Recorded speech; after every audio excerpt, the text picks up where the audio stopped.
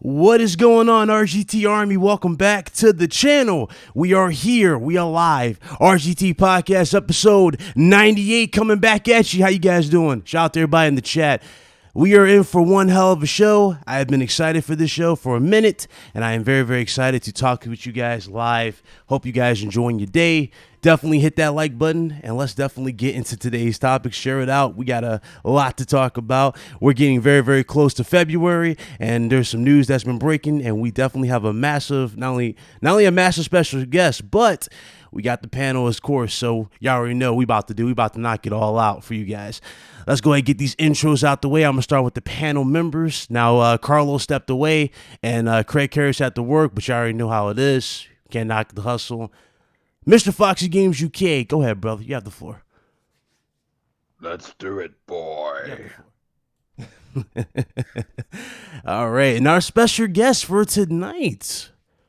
Now, this man right here needs no introduction. He's been my brother for a minute, but he's one of the dudes to have for sure on your side. He's a good dude, very, very talented dude when it comes to YouTube, but also very passionate gamer at the same time. Mr. Blaze 4K, what's up, brother? Yo, what up, man? Yo, Ryan, this has been a long time coming. Even my boy Fox, I've been on his podcast. I'm just excited. We got a good cast tonight. We got a hip hop gamer, and let's get going. All right. And a certain somebody who's been breaking the internet, but he was awesome enough to come on for today. Definitely was looking forward to talk to him for the first time here on RGT. So y'all give a big warm welcome to Mr. Hip Hop Gamer. What's going on, brother? Hip hop gamer, no stranger to danger. Number one journalist, quickly I changed the game up. RGT, baby, what up, what up, what up? We here, baby. Let's go. What's up, y'all? Thanks for having me. Absolutely. Most certainly. Man, you sound like a rap star. You know what? I want to thank you as well because I hit you up on Twitter. You know when you put out I put out a tweet about your live stream and then I said we need to talk. So I appreciate you coming by here because, you know, I know you're busy on them things there, you know? So I appreciate that, bro. Now, always, man. Like, I'm here. This is my life, man. Like, you know what I'm saying? Games. And it's what I've been doing since I was 4 years old. You know what I mean? Shout out to my grandmother, rest in peace. She's the one who taught me how to play video games. So this is my life. I live for this. So, you know, I appreciate the opportunity. Let's get it. All right. Definitely. Ladies and gentlemen, RGT Podcast starts now. Let's play that gameplay for you guys. All right. Let's start with some Microsoft news, man. Microsoft has some good news in general, and like when it came to their games. Ninja Theory. Now, in my personal opinion, I believe Ninja Theory is definitely the best studio that Microsoft has at their helm right now. They showed off their new particular studio, or their new game, sorry. It's called Project Mara. The game looks absolutely amazing. Now, a lot of people thought that was the legit stairway and everything in the office. It's actually not. That's all in-game, people, and it looked awesome. I wanted to get everybody's thoughts on. Did you guys see the Project Mara trailer? Did anybody see it? Yeah, I saw it. That joint looked crazy, son. What? Yo, when I saw that, when they showed like the letters and like the mine and real and stuff like that. One thing I'm not sure if people picked up on is if you look at the developer diary where one of the dudes was sitting at when he was talking about it. That same scene was rendered in the game, in the actual trailer. That joint looked mad real, son. So, you know, I can't wait, man. They just holiday 2020 is gonna be real. That's it. So you can agree it's a good time to be a gamer in 2020. Always, man. It's always a great time to be a gamer, period. All right. Fox, what you thought about it?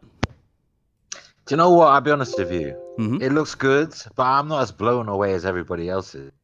I thought the Hellblade 2 looked far more accomplished. I know that was like rendered on a PC or what have you. It wasn't even Xbox Series X. But I'm not, you know, I haven't seen enough. I'm intrigued. That's all I can say. I'm intrigued. You're intrigued? I'm not carried away like everyone else is. You know, the character model, I've seen better in Resident Evil 7, to be honest. Okay. Blaze, what's your thoughts, my brother? Well, you broke it. You broke the news to me. So when I watched it, I was kind of waiting for the actual. Look, that shit looked. I don't know what engine they're using, but wow. Like I'm not like I need to see more. I'm like Fox on that note where I need to see more. But whatever engine they're using, that shit looks like photorealistic, bro. It's crazy. Yeah. We'll get into that later. I got info on that. All right. But you know what? You're right. Blaze, let me qualify what I say. I'm only criticizing the character model. The face. Yeah. Like Right. the environment looks amazing. Like it does look photorealistic, but the character model seems out of place. It seems like something out of Resident Evil 7 or something. Yeah. Did you know that was the same chick who's playing the main character in Hellblade, right, Fox? Yeah, but I bear in mind I only saw part of her. You only see her part of her jaw and her face, but yeah, apparently that's But her. what I saw, I thought that looks basic compared to the environment. Yeah, I got you for sure. Absolutely. Shout out to Glenn Phillips for the $20 super chat. He said, y'all are some bangers out there. Appreciate the support. Thank you. Let's go ahead and get into the next topic. What else out there? Let's get into the delays, man. This is a big thing too. Delays. There's been massive delays. What's up, Royal Boyle? Everybody in the chat. There's been massive delays left and right. Cyberpunk's delayed. What else? Final Fantasy delayed. There's Jesus, there's so many games. Avengers delayed. Cyberpunk delayed. A lot of people are saying that a lot of these games are being delayed because of the weaker hardware. Let's be real here. I don't believe that is true. I believe it's just simply to get them ready and get them closer to the launch of PlayStation 5 and Series X. Obviously, this goes back to what's been stated on this channel as well as Foxy's channel. That and I'm pretty sure Hip Hop brought it up too, that PS5 and Xbox Series X will offer enhanced titles. So you're going to be having this with all your backwards compatible games and cross-gen titles. So you're going to get those updates regardless for the next-gen systems. So that's why I think they're being pushed back even further for now. Obviously, Cyberpunk is still going to launch for the base consoles and whatnot, but they're getting closer to the next one because, the good version is going to be the new consoles. But what you guys think about that? Who'd like to go first? Yeah, Dying Light 2 also got delayed as well and That's stuff like that. right, You know what I'm saying? So, but shout out to my peoples over at Dying Light 2. I actually wrote the song for Dying Light 2 coming this year. So stay tuned for that. Oh, cool. Nice. What's the name? I also wrote a song for Watch Dogs Legion as well. So stay tuned for that. You did Mortal Kombat too, Injustice, right? Yeah, I did Injustice. I did Mortal Kombat. I did Uncharted. I did Halo. I've done Watch Dogs 2. I'm actually a character in Watch Dogs 2 as well. So it's yeah, man, it's crazy all the stuff. But in terms of the delays, I'm gonna just give y'all a little hint on something. A few months ago, I did a major interview. Shout out to Square Enix and shout out to Crystal Dynamics. Those are my peoples over there. I did a major interview with them regarding Marvel's Avengers, and I made mention of PlayStation 5 and the next Xbox in that a video. And let's just say they didn't say no. They just said whatever new hardware they get their hands on, they're going to make sure they maximize it to the best of their ability. So when I put it out, I was told to change the title because things that was said or whatever couldn't be out there like that because of behind the scenes business deals that they got to make sure is accurate and in place so they could make sure that they got sales in line with PS4 before it actually touches the PS5. So seeing these delays is due to polish, but also seeing these delays across the board is to make sure they could capitalize on sales in terms of out the gate, because the whole mission is to make sure everything is transitional correctly from one generation to another. So the delays, they could build more hype attached to the next generation in terms of the games that's going to be the front runners with it. So a lot of it has to do with the way they want to market the game. Okay. All right. Blaze, what's your thoughts on it, bro?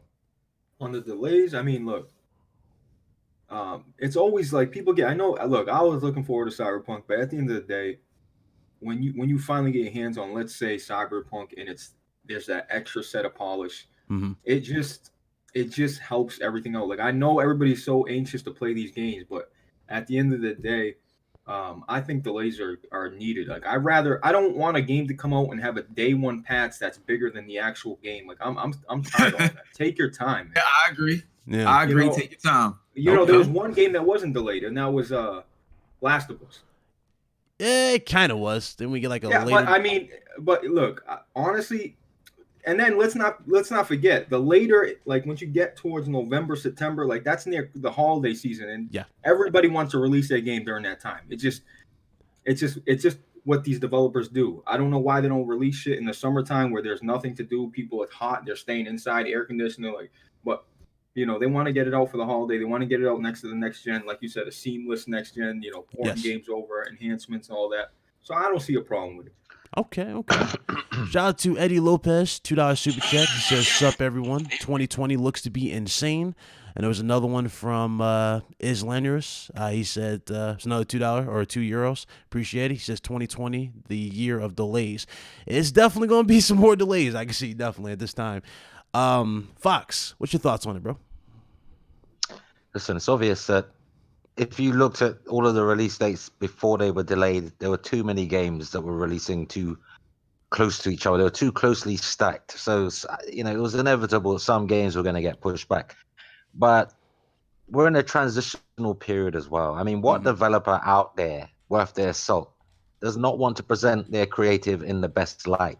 If you got these next-gen consoles launching just months away from your proposed launch day, it makes sense to delay it slightly and just come up with an excuse about polish. Polish could be anything. Polish could mean we're enhancing it for next-gen consoles. Polish could mean 4K, native on PS5, Xbox Series X, and 60 polish is what is polish? Polish is optimizing, isn't it? It's another word for saying optimization. Yeah. So I'm not surprised. I mean, in a way, I'll be honest with you, what I know about PS5, I almost feel tempted to just not play any of these big games that are coming out, like Ghost of Tsushima. Oh, I don't know if I can do The Last of Us. I know I'm gonna have to play that the day it comes out. But I'm tempted on certain games where I can, I've got certain games now that I'm not even gonna play until PS5. Right now, like Devil May Cry, the latest one, 5. Right. Resident Evil 2. I'm not playing Resident Evil 3. None of those games unless I'm playing them on PS5. Because right now I'm supporting 6 platforms. Okay. Well, when I say support, I'm playing on 6. Right, you're playing on 6 platforms. Because PS3 no longer releases games, but I'm still playing on it. Okay, I've got an Xbox, I've got a PS4 Pro, PS3, Switch, PC gaming, Android. I even game on my Android sometimes. Okay, all right. I've got a lot of those old arcade games from the 80s and 90s. MAME, is it MAME? Is that what they call it? MAME, that emulator of the arcade board? The emulator, MAME. Yeah.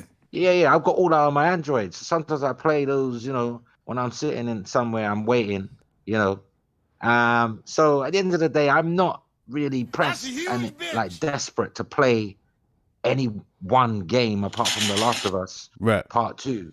Because I've got all these JRPGs that I'm falling in love with all over again. Switch, Ni no Kunai and Dragon Quest 11S and Tales of Vesperia. There's so many games that to play. I'm not bothered about these delays, but the only thing is, it's obvious. It's so obvious that in the year of a new generation console transition, that all of these games, big games, are being moved. It's so obvious. You'd have to be blind, deaf, and dumb not to understand what's going on here. Right. Okay. No disrespect to the the infirm and the just a phrase before the SJWs come out at me. I mean, if you're talking about PS4 exclusives, they're gonna be tough to push. Not the only reason I'm gonna play the PS4 exclusive and say a game that like Resident Evil 3, I don't mind playing that right away because I'm playing it on my PC. I'm playing it on a next gen console. We all got great PCs. These PCs are they're crazy. You got a 2080 Ti. I mean, you're playing on a next gen consoles. But the PS4, like you said, Fox, like The Last of Us 2, it's gonna be hard when everybody's tweeting pictures and talking about it. Yeah, I'm not going to be a sucker and say, I'm going to save that for PS5. That's a stretch. That's like a jail term. I'm not doing it. You'd be torturing That's yourself. Rikers, man. That's Rikers to me. I might as well go in Rikers and wait there for a while. You know what I'm saying? You're going to torture yourself by doing that. No, I can't. But the other games, I can wait because to be honest with you, you're gonna want to play all these games again anyway on the PS5 just to see the enhancements, like Right. when they unlock the frame rates, or if they're unlocked already, you're gonna get maximum, like a real boost. You know what I'm saying? Like raw brute force on these games that are dynamic everything, because you've got dynamic resolution, right? That doesn't always hit 4K, but it will on PS5 or Xbox Series X, and you got these frame rates that waver between 60 if you look up, 60 if you look down, but anyway you look in the center of the screen, it's like 45. Yeah. Okay. And we've all been through that. God of War, beautiful game, Right. but it doesn't hold 60 frames per second. That is true. Rarely. That's true. That is very, very true. I like to see, again, the enhanced towers are really going to be like showcased for sure, especially in the first party catalog. I'm gonna listen, man. I know. Listen, I am MIA on launch day. I'm not even gonna be on Twitter. You're not even gonna hear from. You can feel I died for about 2 months. I don't blame you. I don't blame you at all. Seriously. Shout out to Trey BK, $10 super chat. I appreciate it, bro. He says, "Tell hip hop gamer." Hold up. Nah, Trey, that's my bro. We grew up together. You know what I'm saying? Oh, that's he took a jab at you in the super chat. That's he said, my dude. Yeah, yo, Trey, I love you, bro. You know what it is, son. You know what I'm saying? G.I., what up? That's my dude. Yeah. He dropped a little hint at you. He said, "Tell Hip Hop Gamer to drop something hot on RGT, or I will pay him a visit." Oh, he coming for you. Yeah, that's crazy. Hey, you know what, Hip Hop Gamer? You know what? You're not aware of this. What I'm not aware of? Before I even had a channel, I knew about you. Before you even had a channel, because, well, I don't know if before you had a channel, but the first time I heard of you, it was through your online website. Oh, at hiphopgamershow.com? Yeah, and your videos used to be on there. And then I realized, and then I think either you got the YouTube channel after, or I got it late. But I used to watch your videos directly on your website. And to be honest with you, I don't want people to think I'm brown nosing, because I've always said this. So I'm going to be honest. I might as well say it now you're here, because I've said it behind your back. Like, I never see much people of color in this business. And when I started seeing your videos, I realized, you know what? There's a hole in this market. Do you know what I'm saying? Like, all of the IGNs, all of the GameSpots, all of the Kotakus, I watched all of their content. I didn't see no black people, no brown people, no Asians, no Latinos or Latinas, right? I don't see them. They're there now, and it's getting better now, but I'm talking about back then. I'm talking about like 10, 15 years ago. Yeah. I remember you on N4G. Do you know what I'm saying? Like, I know your path, bruv. I know you've been talking about your nan, RIP, and your upbringing. I know, bruv. Listen, man. I know, bruv. I know your story. Wow, bro. Thank you so much. And like actually one of my goals was exactly what you just said, bro, to break that barrier with no fear. You know what I'm saying? Just go hard. And to let y'all know on RGT, my first year going to E3 in 2008, it was very interesting. Believe it or not, besides my boy Torrance Davis, who, actually gave me the shot and got me into E3 and stuff like that on the bitbag.com when I was putting my show on there in 2008. But one of the people that really embraced me in this industry was Michael Pachter. No, okay. Yeah, I know. You and him are kind of close. I know. I like Pachter. Yeah, day one, Michael Pachter really, really, really treated me like Keeley family. as well. Jeff Keeley used to shout you out a lot. Out the gate. Yeah. Jeff Keeley. We had a little slight incident, but that's nothing. You know what I'm saying? That was a time, but as of now, all that stuff is in the past, and Keeley is amazing. That's my dude. And we had a lot of conversations as well. It's funny because I actually hit him up today. But what I would say is, to your point, when I came in this industry, man, I was asking a lot of those questions, and a lot of those questions was brought to me. A lot of people told me personally that when I first came to E3, a lot of people were scared. They didn't want to talk to me. Real talk. A lot of people didn't, like, there were certain parties I was invited to, and people would be like, "Why is he here?" Like for real. I don't want to cut you off. I don't want to cut you off, but on that topic of hip hop, while I was showing you love, I'm gonna just say this: like, I love that you come raw. You come like, yo, them shots fired videos you did. Like I felt like bumping 50 Cent after seeing that shit. Listen, the fact that you just come like, I don't want to sound like a broken record, but you're yourself. You didn't try to change your tone or switch up your vocab or come polished and correct. You're just you. You're raw. That's why. That's what they were afraid of, bro. That's what they were afraid of. Of course, they're afraid. But you're not used to that in their environment. You got the bell shining. Yes, you had the spinner bell. You're giving it to developers. Like, hold that. Like, yeah, hold the bell. You deserve the. Hey, listen. Real is scary, you know. You know when you're real. What did Drake say? When you are who you think you are, you know, when you're real, it's just that's scary to people because the confidence is too much. Like some people just feel like, wow, this guy's got this energy like that they don't have. Like it can be overwhelming if you're not used to it in your environment. Because you remember. Think about it, years ago, the games industry had stuffy guys in suits or jeans and blazers that were far too big for them with t-shirts. And, you know, they were just very placid people, very placid people. Like there was no real excitement. There was no big vibe. It was just some guys reading off a teleprompter, you know, shaking hands with one another, patting each other on the back.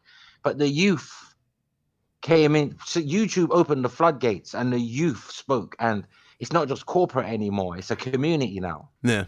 Yeah, absolutely. Those are the biggest steps that you can take in order to, you know, bridge that gap between generations. I mean, let's take into retrospective, right? Let's go back to the early 80s and 90s. Like gaming in that time was very detrimental to the communication between nations. I'm talking about like China, Russia. Gaming brought those countries more closer to, you know, being more communicative with each other than anything else during the Cold War. Absolutely. And that's something that's beautiful. And it's something that, you know, people don't seem to like wanna acknowledge. Now. No, I think it's better now because back then in the 90s, you had to wait a month for late news in a magazine. Oh yeah. By the time you got that news, it was already a month old. Electronic Gaming Monthly, like yo, those magazines were. You used to get E3 information, and it happened 3 weeks ago. Yep, but before the internet, I'm talking like before you had the internet in your house. But the curiosity behind, you know, what you read and how people interacted with each other, that's what brought that kind of, you know. Yo, I want to go there. I want to participate. I want to see. It's Twitter now, isn't it? Twitter is literally the magazine comments page. I mean, social media in itself, bro. Yep. Social media in itself is a magazine. Like if you really look at how these companies are advertising themselves and using the audience or subscribers or even the users themselves as actual advertisers for their product, that tells you pretty much what social media is all about. It's been a magazine. It's just more lively. A gift and a curse, bro. Yeah, it is. It is. It's crazy, but yo, that's extremely humbling to hear. I'm blessed by it. One of the things that was major in my career that helped change and shift what you start to see today, because like you said, when I first started, it was very, very desolate when it came to like people of color and seeing more of that stuff. You see more of it now, but we still got a lot to work on. But when I was officially got announced by Sony to be in PlayStation Home, that was just a bit, man. I don't know what happened there. I had to come out and come back in. Sorry.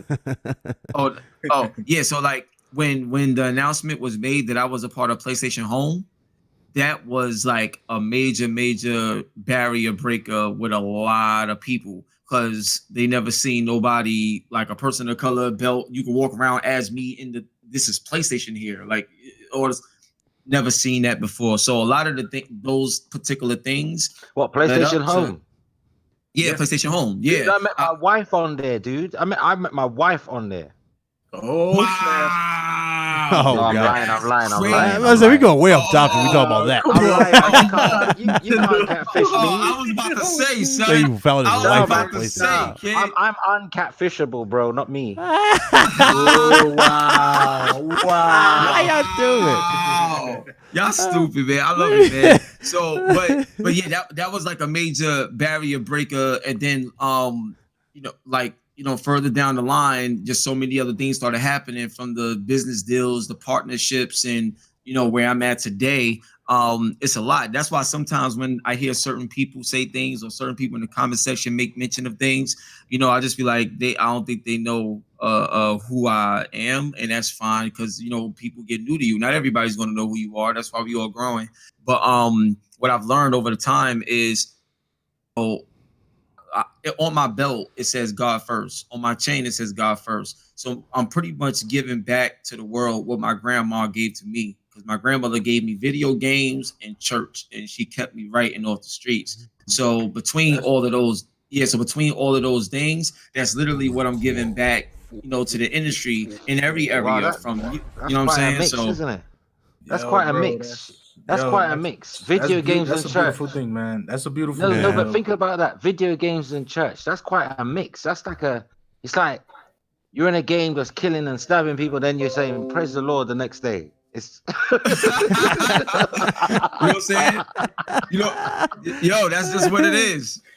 Yo, but you be mad passionate, dude. You be so passionate with these developers, man. Like the developers are watching you, and I watch interviews with developers, like the guy from Ubisoft, and he's telling you information. You're getting so, I see it in you. You get so excited, like it's like almost like the inner kid comes out of you. Like you get so excited, all that passion. That's why these developers love you, bro. Because if they know, if they show you something, if they reveal something to you, if they show you off their new engine, you're gonna give them that passion, that shit that they need to like push forward. Like, all right, yeah. Well, you know what I don't like. You know what I'm gonna tell you something. You know what I don't like. And I wish as a culture, people get better at it. So many times people would say that I'm unprofessional, right?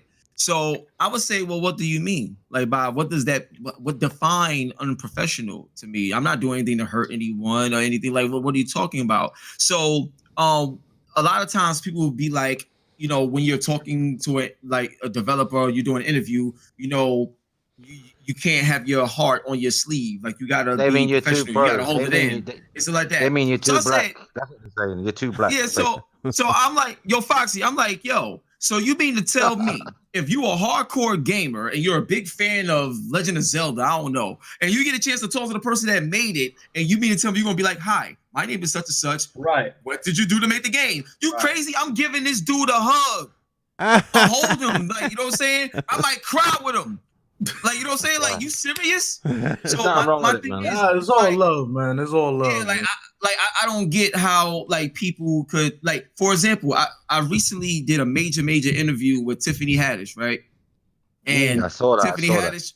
Oh, you saw it? Oh, thanks a lot for the love, man. So Tiffany Haddish, that's the homie, you know what I'm saying? So I spoke with her, and just knowing her background and things that she's gone through. And when I spoke to her, she even got a tear in her eye when I spoke to her, because she reflected back on a moment that was so troubling and challenging, but she made it through. We shared a moment. Like, if you can't be real with what you love, and you ain't real at all. And to prove my point, Michael Pachter, right? When I was at, I always go to Michael Pachter's parties during E3.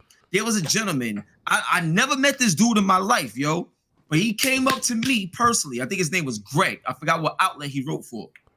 But he freelancing now. But he came up to me, Foxy, check Blaze, check this out, y'all. So he was like, yo, I know you don't know me, but I just wanted to commend you because, like, you're still here. I've been watching you for a long time, and people said a lot of things about you, but you're still here being yourself, and it's amazing. Like, unfortunately for somebody like me, I had to try to find a way to fit in. So I ain't gonna front. I kind of like faked a lot of things. And now that everybody's trying to be independent, now that everybody's trying to be independent and do their own thing, people don't respect me, the real me, because what I showed them, that's what they thought was real. Yo, that's fact. And and think about it. I never had a job in the game industry. I've always done partnerships and like that, but I never had a job in the game industry. I've always been independent, always. Hip hop yeah, gamer. man. You just said there about the professionalism, and because you're speaking from your environment, meaning that you're speaking to them, it sounds too black. Basically, that's what it means, right? Yeah, I'm like professional. yeah, because they don't But, understand. but Yeah, I'm the opposite. I'm the opposite of you. I'm like, until I told people thought I was a white dude. That is true. Oh No, seriously. wow. That's true. Yeah, so just came at Until me I with that. told Yeah. people I was half Jamaican, half Irish, people thought I was just this white guy. Yep. Seriously, this older white gentleman. I'm Yeah, I like, thought you were white for no. like a year, Fox. Yeah. I mean, he got Oh, man. that nice tone English accent. So you Yeah. Don't get me wrong. If I was white, I'd embrace it and I'd be happy. But I'm not. I mean, Well- you are what you are, and if you don't love yourself, you don't even have the ability to love anybody else or love anything that you're trying Exactly. to build. I know. It all starts within you. Yep. Shout out to Chris Righteous for subscribing. Welcome to the channel. Appreciate it. Shout out to Joey B for the $5 super chat. I didn't forget your brother. He said shout out to Hip Hop Gamer and Fox and Jeff is trolling Yo, much that love, dude bro. on Twitter about his meeting on the 5th of the month. That's what he said in the super chat. So appreciate See, it. look, people are surprised even now in the chat that I just said I'm mixed race. I'm Jamaican Irish. Go on, Both sides. Go on. Raw on both sides and in the middle. Well, ladies and gentlemen, thank you guys for joining us. 300 plus up in here. They appreciate it. Hit that like button. Let's definitely get into some of the main topics here. So there was a report going around. I'm not sure if this has been proven yet, but there is a report or rumor, I guess you say, going around that the new Superman game is indeed exclusive to the Xbox Series X. Do y'all think that this is true? There's weight to it. Sorry, can you repeat that? What's exclusive to Xbox Series X? Superman, the new Superman game that's going around. Oh, but they had that with the 360, and to be honest, that was awful. So hopefully not. Hopefully, it's not some rushed out wannabe superhero game, because Spider-Man has set the bar. So if it is going to be, a factual exclusive and it's Superman, I hope it's a damn good one. I will say this though, Ryan. Yeah. You might say Spider-Man set the bar, but Batman literally was so influential on many games. You were talking about Shadow of War, the combat, Spider-Man itself, the combat. I mean, so it's very similar. Very making similar. This shit, yeah. If Rocksteady's making this shit, I have faith that if anybody can make a Superman game, because nobody in this industry can seem to make a Superman game. He's hard to balance. That's the thing. Bro. He's very hard to balance. Apparently, Jason Schreier has debunked that rumor. Oh, he's brought the rumor for Superman? Apparently, it's fake. According to the chat, it's fake. Jason Schreier said it's fake, so I don't know. But you know what? Superman games, they've never been done well. The best Superman game I ever played wasn't even on a console or computer. It was on one of those Tomy electronic battery-powered The worst Superman game I played. The worst Superman game I played was the one on 64. Yeah. Oh yeah, that was horrible. You had to fly through rings. The problem with Superman is it's so hard because the guy's got to be able to fly. Obviously, he's Superman, but then you got to make this massive open world. Like it can't even be an open world. It's got to be multiple open world. It's got to be huge to the point where not only that, he's an OP character. He really is. Yeah, there's not that many. To be honest, in GTA, you can fly in all types of aircraft, and that map handles it. They could just do that. Yeah. I like how he handles. That's crazy. Superman is not handled well on the movies. It feels like people say he's too OP, but he suffers from a weakness. It's called kryptonite. You can just have weapons that you just shoot him with kryptonite, and he gets weak. Well, or Xbox Ones, he gets weak. And the green, and you know what? The kryptonite is green, so it'll be good for an Xbox exclusive. Yeah. Well, kryptonite themed Xbox Series X. Well, they can market a box. They can make a custom box. Yeah, that'd be cool. On the box. Well, one thing I would say is I actually put a tweet out today. So a few years back, I had an incredible interview with Rocksteady, and they mentioned personally what they would love to do if it's up to them personally. Is either work on an X-Men game or like a Justice League game, or even possibly if they could do something where it's a cross. But I know for a fact that comes to the side of DC, and this part was off camera, like because you could see the video, but this particular part that I'm about to tell y'all, this was off camera. And off camera, the Superman game from Rocksteady is something that they would love to do simply because of the challenge of being able to be the first developer to do it right. Like literally. And they said that they can do it right. They got the tools to make it happen. But, you know, when you're dealing with the business side and the licensing and everything like that, once that goes through, then, you know, then that can happen. But until then, you know, everything else is up in the air. But what they would love to do is they would love to tackle a Superman game, or if not, they would love to do an X-Men game, but as a franchise story, and really build upon it and do some cool things that they vision X-Men could be. So I thought that was very interesting, because a company like Rocksteady, and with the backing that they have, they'll be able to do it, support it, take risk and everything. Like that's one thing about people they got to understand. Anything that you do creatively comes with taking risk. And most people that's not in a position to afford to take risks, their games may not come out great. May come out good, maybe okay, occasionally get a sleeper, but for the most part, it's not going to be great, like that standout, because you got to be able to take risks. And in order to take risks, you need a cushion from a business standpoint to make sure your bottom line is protected, so you can afford to take the risk. Okay, that sounds good. You know, I'm surprised they didn't tackle a Punisher game. That'd be sick. I think they can pull off a Punisher. I think they can pull that off, a Punisher. Yo, the Punisher? We haven't had a good one. Yeah. NES and Super Nintendo. I want RoboCop back, man. Give me a good RoboCop. Remember RoboCop versus Terminator? RoboCop was fire. RoboCop versus Terminator. RoboCop versus Terminator on the Sega Genesis. Oh, dude. Yeah, man, that game, we're going back. I played that until the middle of morning, just to kill the last skull boss. It was a skull that went up and down. You had to kill it. Yo. I mean, when it comes to superheroes, what do we got? Like the big three, Black Batman, Panther. we got Spider-Man. I'm saying like that they've created and done right. Like even the Deadpool game was like received kind of badly. It was fun as hell running around. But I like Deadpool. Yeah, his sense of humor was nailed. Deadpool game was good. Yeah, they nailed the sense of humor. Yeah. RoboCop, man, dead or alive, you're coming with me. Shout out to Cinco and Dan Barboza for subscribing. Welcome to the channel.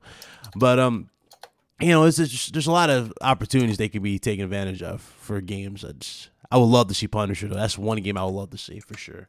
Come back here. Yeah, so you know we'll see how that pans out. But yeah, reason why there's significance to that, because when a developer is proven, then the balance of power changes slightly. When as a developer you have, because if you're a developer and a publisher of the game, then you do what you want. Yeah. But when you're not the publisher and you're just a developer, but your track record is to the point where you got power within the voice, where you can just say something and it's, you know, what it is. That's what makes it extremely likely. So I'm very interested to see what they do. Okay. For my last Xbox topic, before we get into the PlayStation greatness that we got to talk about, the Xbox Series X, remember correctly, there was a prototype, right? Design that was shown on Twitter. So they showed the back of the console. If I remember correctly, it has HDMI out, no HDMI in, something like that. And pretty much has your standard ports that we all pretty much figured it would. It has your ventilation. Again, no surprise there. And I think that was really it. Nothing else. Well, I'm special. more interested in the SSD slot it's got. Is that an SSD interchangeable? I don't think that was slot or SSD. what? Somebody told me that What was is that a slot though? What is it for? Somebody told me that was for multiple HDMI devices. I forgot his name. It's Centurion talked about. I forgot the name of it. It can't be, because the shape of it's like a credit card Centurion slot. said. It can't be. How can it be for HDMI? It's a like converter that put can a fat slide credit in card for. Yeah, it's like supposedly it's for like a HDMI attachment where it can go into numerous HD displays. I think that's what it was. Really? Why Yeah. would you bother with that on a console? No clue. Really. Some people It's say gonna be a it's very debugging. expensive feature. Most people don't have multiple panels. Yeah. Some people say it's debugging. I mean, it's really hard to say what that really is for. I hope it's a swappable SSD port. Mm. That would be nice. That'd be cool. Shout out I to don't see why they Blaze. haven't. Shout out to Blaze, $20 super chat. RGT baby, Well, for hit that me- like. Well, for me, you know, for them to put that out there, I just wish they would have covered up the serial number and stuff like that. I don't want nobody to I get know fired. that person must have got a bollocking that day. Yeah, but Phil Spencer retweeted that. Yeah, Oh, he did? Yeah, I think he didn't. He Yeah. retweet it. This Yeah, could because be- somebody you know what, reposted it. you It was know- being reposted everywhere. That He was a retweeted it. leak on I purpose. feel like Yeah, I think it was Sony- purposely. Oh, then that was probably on that's what I was purpose. gonna then, say. yeah. I feel like Sony and Microsoft have these controlled leaks that they do. You know. Yeah. Yeah, no, that is true. But yeah, because when I saw that, I was like, hold up. But if Phil Spencer retweeted it, then you know we lit. That's a huge bitch. Yeah, because that's still too cozy, isn't it? This serial numbers leaked on there. Phil Spencer retweets it, so you must be cool with it then. Right. I mean, Yeah. that's like having a gun and then killing somebody and not scratching off the serial number. It's like, what are you doing, buddy? Well, God. it's exciting times ahead. I don't understand, you know what, though, this where is the best everybody was, time to be a gamer. Yeah.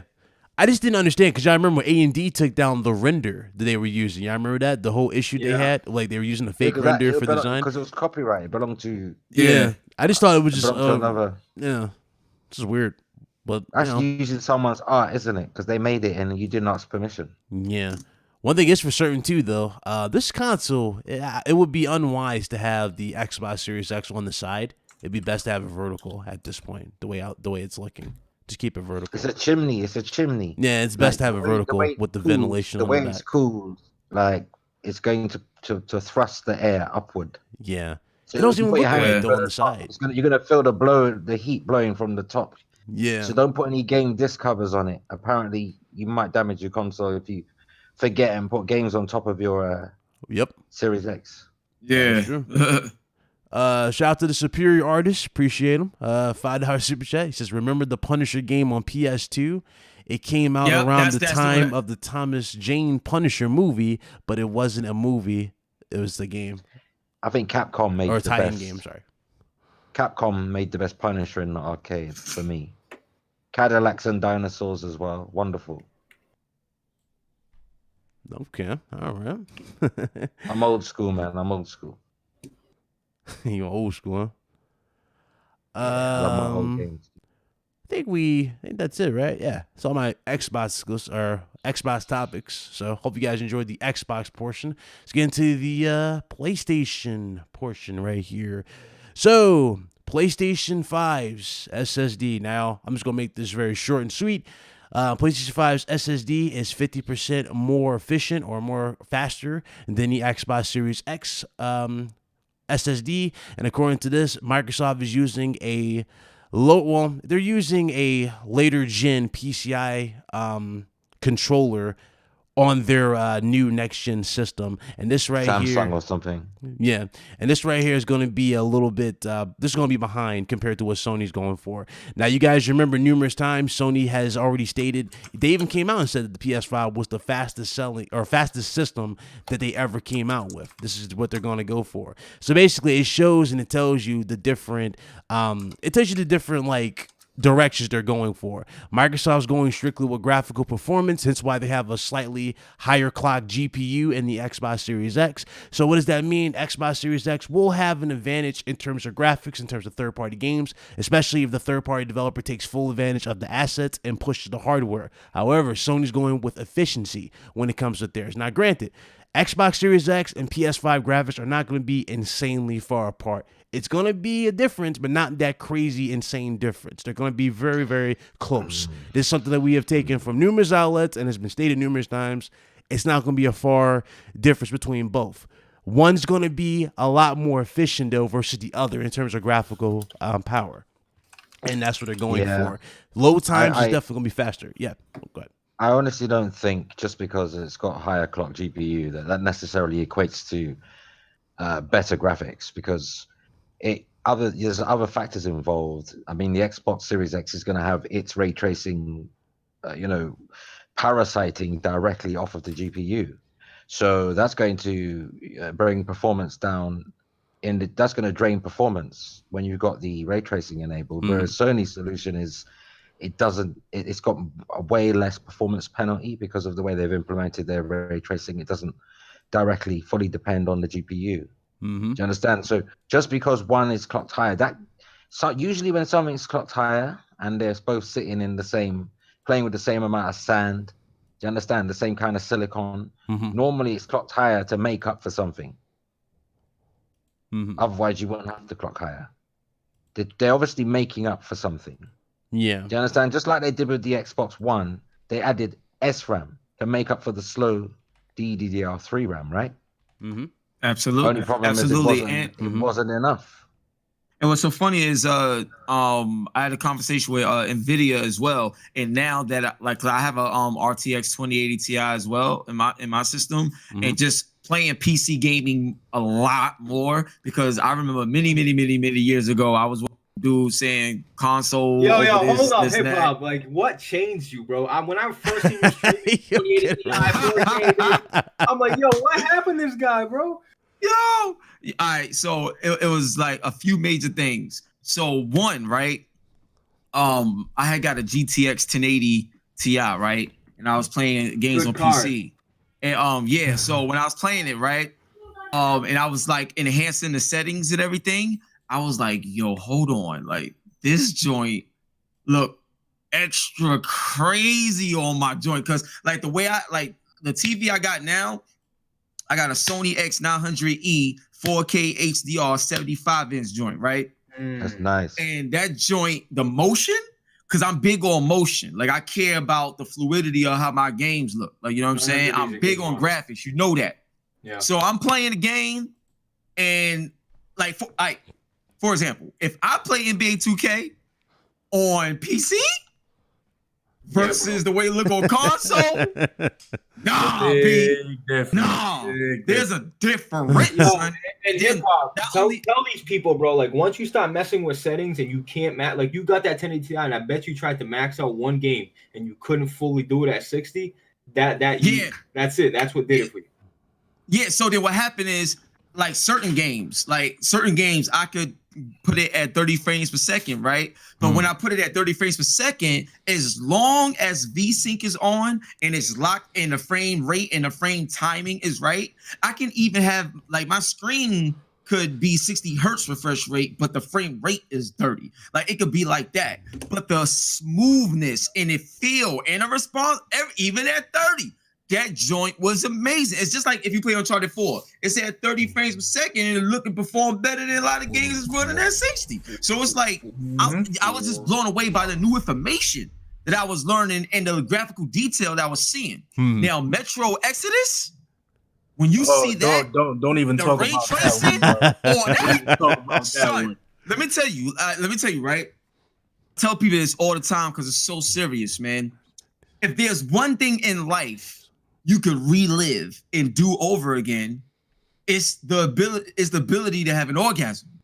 You know what I'm saying? So I feel like gaming gave me a gamegasm when I saw what I could do with PC. And then on top of that, the mods, the cheat codes, because I'm a big fan of Game Genie and all those joints back in the day. And then for some reason, it seemed like the industry and the community was like, cheat codes, like, this. I mean, I use cheat codes against a computer, not against a person, obviously. But what I'm saying is, like, the ability to use trainers and play certain games the way I want to play them, certain things that may annoy me about a game, I could overlook it and just play the way I want to play.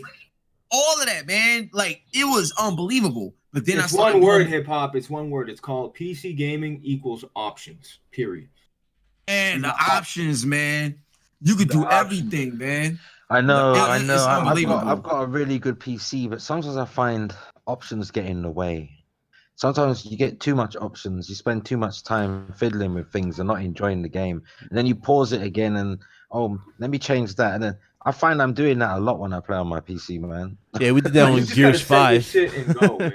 You just set it and go, bro. I'm always trying to push it.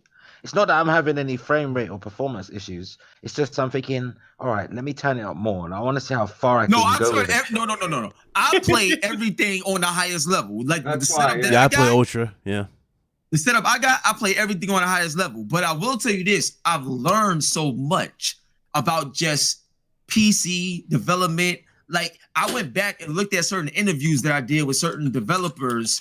I have a better understanding of what they were saying now that I understand PC gaming that much more. It's like things just make so much more sense to me now. And it's and the dude in the comments saying PC's annoying. Listen, bro, I got a keyboard and mouse. I got all that. When I'm forced to use it, I'm gonna eventually learn it. But I just turn on my DualShock 4 or my Xbox One controller and I play a game. Like this whole PC gaming is a headache thing. Is for another topic, but I'm telling you, it's really not that hard. You turn It's not that hard. You can buy a software. You can download a software to make it even I easier. use controllers. Listen, I use controllers on my PC. Me too. All I gotta tell you guys mouse and keyboard. You know what? I think it's only a headache when you have a new graphics card that comes out. Yeah, because of all the updates. It's only a headache then when you've got a new product. This is what I gotta say. Once all the updates are out, it's normally fine. This is what I gotta say about that, right? I've been gaming for quite some time. I've played on the old Macintosh computers that were doing only 8-bit rendering on graphics. These computers from now are way more easier to build and to actually afford than what it was back in the 80s and 90s. That I can tell you wholeheartedly. Man, you gotta appreciate people just want to come in after a long day's work, just switch on and switch off. But you know what's the funny part though, Foxy? You can do that with your computer. Well, you can set up the computer but it's not the same though, man. No, I know. Most computers I agree with those terms. Most computers, right, are set up, yeah, to be isolated on its own desk over there in the corner. You sit in your chair, you're over there. Whereas console gaming is all couch based. Like, you just sit down in the couch, you turn the controller on, it's instant. I'm not saying I'm not trying to knock PC gaming, but I do understand why people can't be bothered to build one or buy one. Because they just want everything done for them. That's where the biggest thing is at. But I can tell you this much, right? For people like Linus Tech, Bitwit, Jay-Z 2 Cents, Mark, those people, they actually captivated my interest in PC gaming because they made it so much easier to learn about components and actual things that you can utilize to make your gaming on couch more accessible. Yes, it's more expensive in the long run. I love my PC. Don't get me wrong. It's expensive. It's expensive. It is an expensive hobby. I will say that. I mean, so is console gaming though. That's expensive, Bobby. Yeah, but consoles in itself is the same thing too. You got to make expenses as well because you got to buy accessories. You got to buy things that'll make and like if you pay for those subscription services like say Live or PlayStation Plus, like on top of buying the console for $400, by the end of the generation you spent $400 or $500 just paying them the subscription service. And with PC, so you paid $1,000 almost just on that. Yeah. And PC, you don't have to pay not 1 cent for any online services. Yeah. No, now look, I want to say this real quick, and then pros and cons. Pros and cons. Yep. Fox, you're right, dude. Like, I'm a console guy at heart. Like, I can't tell. You're right. Like, to come home and just hit my PlayStation button and my TV's on and I'm playing the game. I get that, and I really do. But I feel like it's come such a long way now where I literally my M.2 drive, my PC, I boot on my PC and my PC boots up faster than a PlayStation 4. Let's get that straight. Yeah.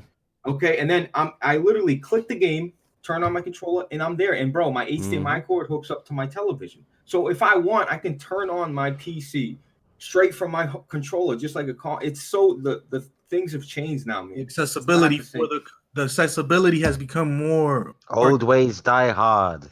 I'm playing golf. I'm playing the time. best. Give him more time. I'm playing golf with Ryan every night, bro. Yeah, we play golf every night. I would say give him more time, and you'll start again. I tweeted this out like a few days ago, but I'm not giving my age away. But I've been gaming so long that I used to judge power in how much colors it could display And I remember my first console could only display 8 Damn. colors. Wow. Was that a Sega Master System? Yeah, and before that, the Spectrum ZX and the Commodore 64 could only display Bro, 16 my colors. God. Like that was the power. That was the power bar at the time. Like then Sega came out with theirs 32,000 colors for 32. You know the 32X that failed Yeah. add-on. Oh They yeah, bumped it up to 32,000 colors, and then Saturn took it to 64,000 colors, and then now we got millions. Mm-hmm. But those consoles themselves, those adapters, everything else, right? It was an experience because I remember playing Virtual Racer on the 32X and playing Virtua Fighter as well. I had me a good old time playing those games. I still play that on the Switch, bro. Virtual Racing. I downloaded it off the eShop. We getting way up top with this one. Let's get back to the SSD. Old heads, isn't it? Yeah, that was another episode of some old RGT, man, people. bro. This happens. Everybody just talks gaming. A good time. To everybody here, hit that like button if you guys enjoying the show. Do appreciate the 370 people here. Shout out to you guys. So who didn't go? The whole SSD thing. Anybody want to add anything to this? Oh, SSD. I'll say something quickly. In Go ahead. terms of the SSD, I'm just gonna say, blowing my own trumpet here. Sue me. But I put out SSD information a long time ago. This is all old shit to me. Ooh. Sony usually comes out like Sony like that. Like people bought PS2s for DVDs and they bought PS3s for Blu-rays.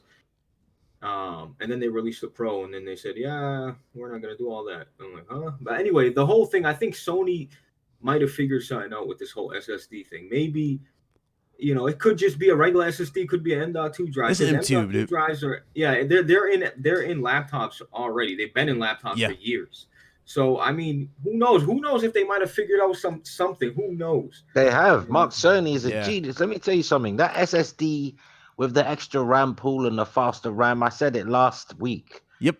You can compare the PS5 to Xbox Series X in 2 ways. One's got a fatter pipe than the other. And when I mean pipe, the fat pipe is the graphics pipeline, pushing all that data through. Remember what I said last week? Yeah. It's like, imagine you got a narrow pipe, yeah? If water's gushing through it, like pipes, yeah? Water's going through it, yeah? Only a certain amount of water can get through at a time at a certain speed. But the wider your pipe, the fatter your pipe, water can just flow down that sucker and get straight to where it needs to go. That's all that graphic information. Bang, through the SSD. Bang, through the RAM. Bang, straight to the GPU, CPU, do your work. I mean, you're gonna make the console more performance-based than actual compute-based. That's more of what the route they're going. They're going for it's better... all bespoke stuff. Sony's ray tracing is bespoke. Their SSDs bespoke. Apparently, Microsoft's is off the shelf. No, it was an article. I'm not knocking it. Microsoft have gone for off-the-shelf components that you can put in any PC right now. Sony's, their SSD outperforms PC SSDs right now. I'm not saying it's going to be like that forever. I'm saying at this precise moment, Mark Cerny has confirmed in a wide article that the SSD has implemented into PS5. It outperforms even PC's technology, SSD technology. Yep. Wow, that's crazy. That's what's going on. That is crazy. That is definitely what's going on. Well, get ready for them fast slow times. That's all we gotta say, man. Oh, dude, it's about time. It's definitely about time. That's annoying, especially when we play Tekken. Oh, Jesus, I hate dude. Bro, the loading times in Tekken. Oh my God, that's a game by itself. The waiting game. Witcher 3, you're literally waiting 3 minutes if you die. Facts. Daniel, no, but the SSD is not just about loading. People in the chat think, it's just faster loading. No, it's not. No, it's more than that. No, more than that, guys. More than that. Let me explain something. It's about open worlds, not having to draw in those graphics at stutter. It's like having things going way into the distance. It's about delivering the graphics. You know what do they call it? The geometry. Wider, bigger, and more advanced. Up, down, left, right. You got scalability. You got verticality. There's no more of this. Oh, look, there's a tree. Tessellation. And this is definitely going to help development even faster too with PS5 too. Oh, look, that tree suddenly appeared down there in the distance. No, and you see that with the Spider-Man game. Y'all remember with the pop-in? Zero pop-in on the PlayStation. You know the biggest problem we have right now. shadows drawing in. You know the shadow Yep. draw distance? That is true. Right. It's so obvious in The Witcher, on all the consoles, all the shadow distance just draws right in front of you. SSD will eliminate that. Yeah, definitely. Hey, that's something that's very beneficial. I'm telling you, yo, SSD. Yo, matter of fact, one thing that I love that Foxy does is he'll say everything is in plain sight. I love how you throw that out there because if you pay attention to what's going on, you'll see exactly what he's talking about. But, you know what people? I want to put something. It's like the way to do their homework for them hip hop gamer. They don't want to connect the dots. Yeah, so I want to put something out there. Why do you think they purposely let leak the Spider-Man performance? Footage? No, footage. Yeah. Why you think that was done like that? Let me explain something to you why that was done. And I'm gonna tell you this. So I think 2 years ago, when I was doing the interview for Assassin's Creed Odyssey, and stuff like that, and obviously that's an open world game and everything like that.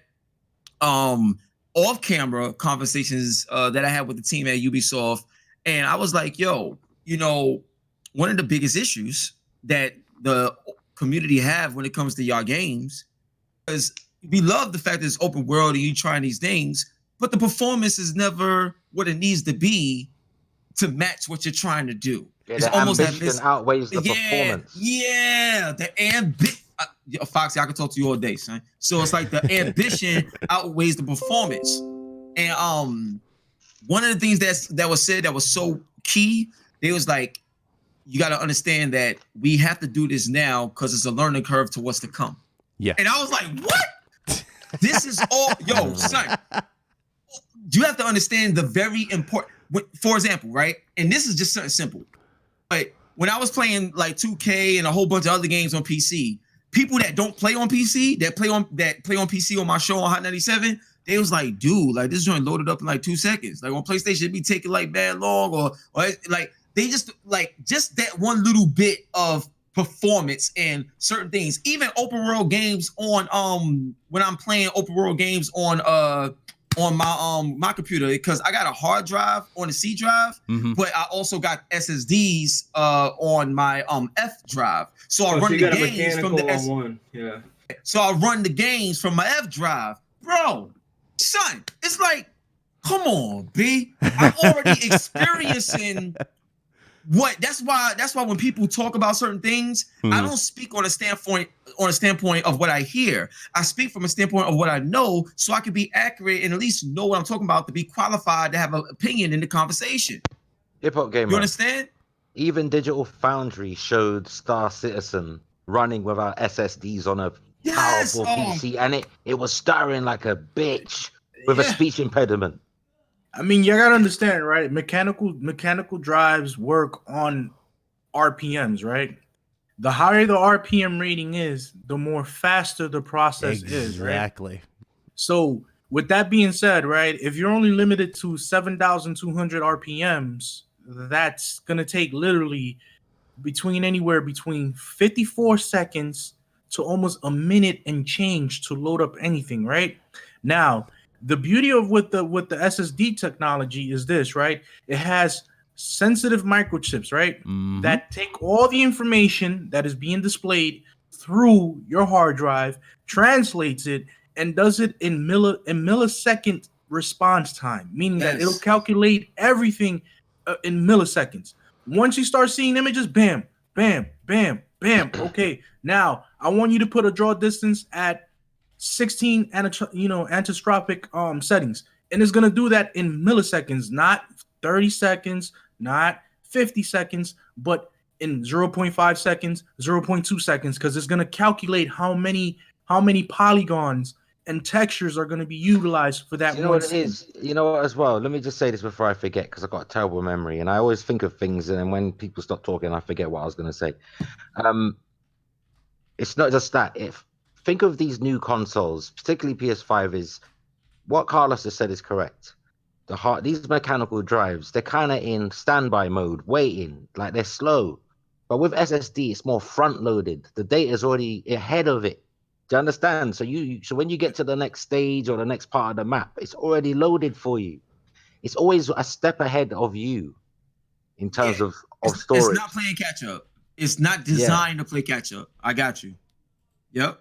Yeah, because you want that information to be displayed as timely as possible, so that so that you can enjoy the game and be more immersed into it, instead of just waiting for casting shadows in order for you to see certain textures on the floor, in order for you to see the tessellation to actually process the scenery, because that's you know what it is. It's like the caveman times. You know, when you first show them fire.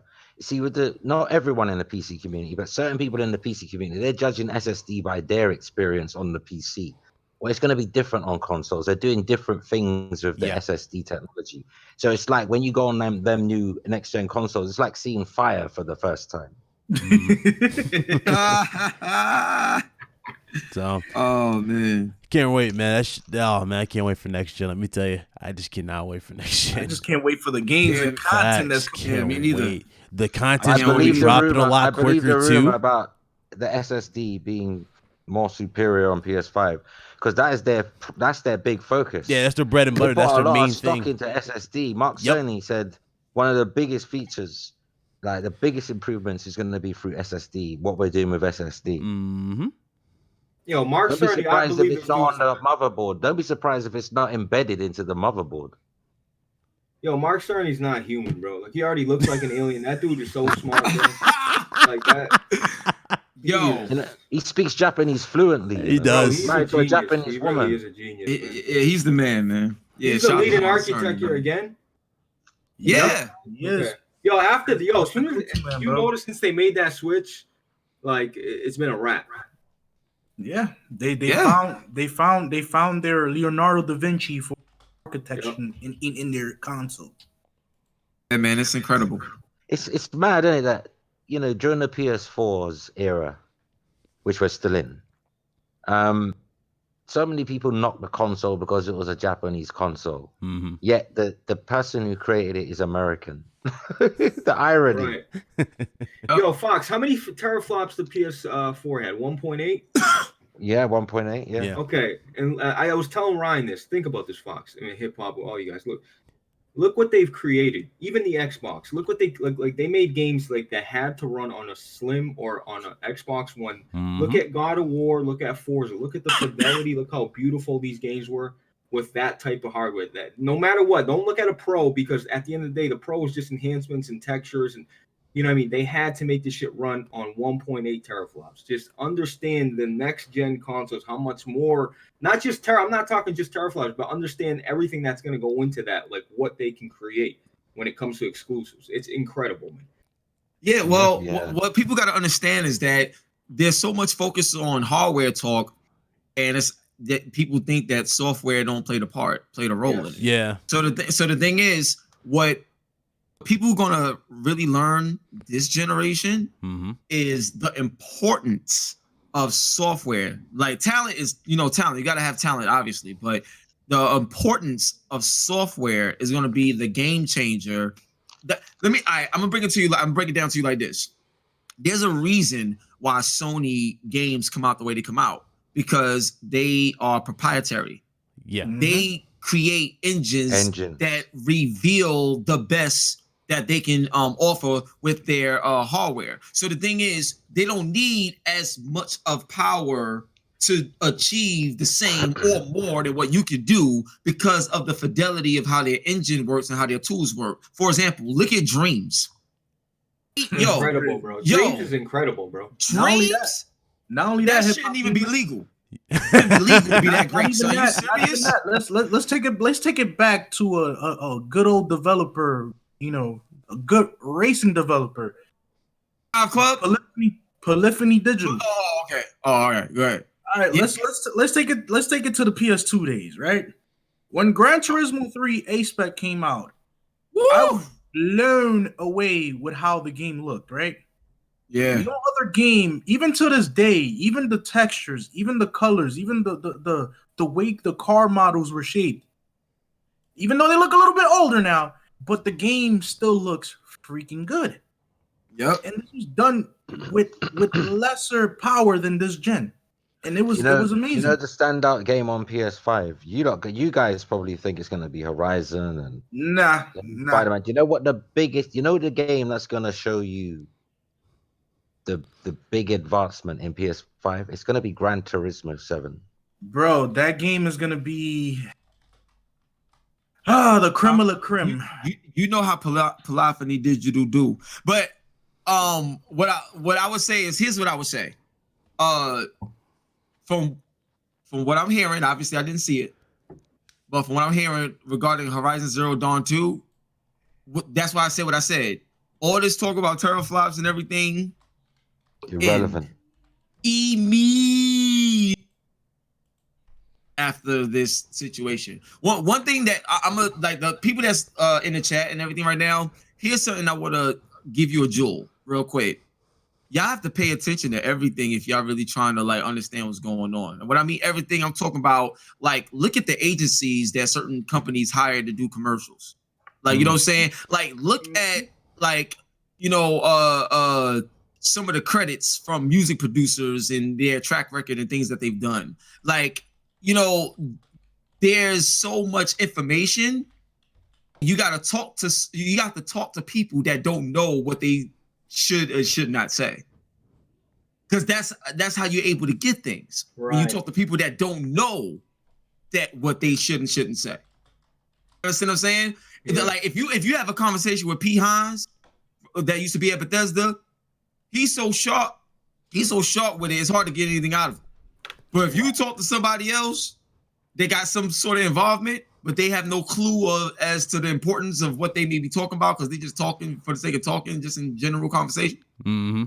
You'd be surprised at what you figure out and learn and stuff like that. So I said that to say this. Horizon Zero Dawn 2.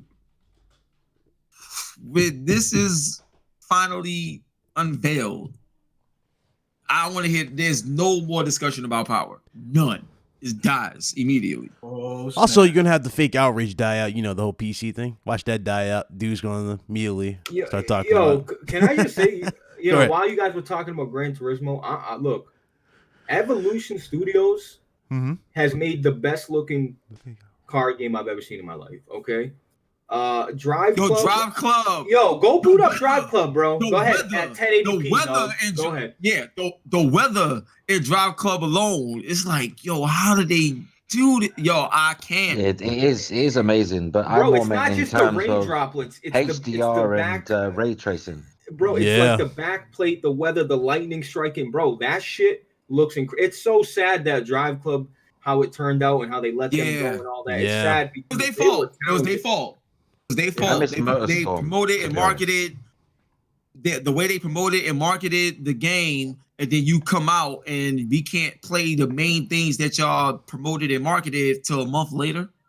Yeah, no, it was tough. That's one of the biggest letdown, because I know when I first bought my base PS4, the very first two games that I bought were Infamous Second Son and Drive Club.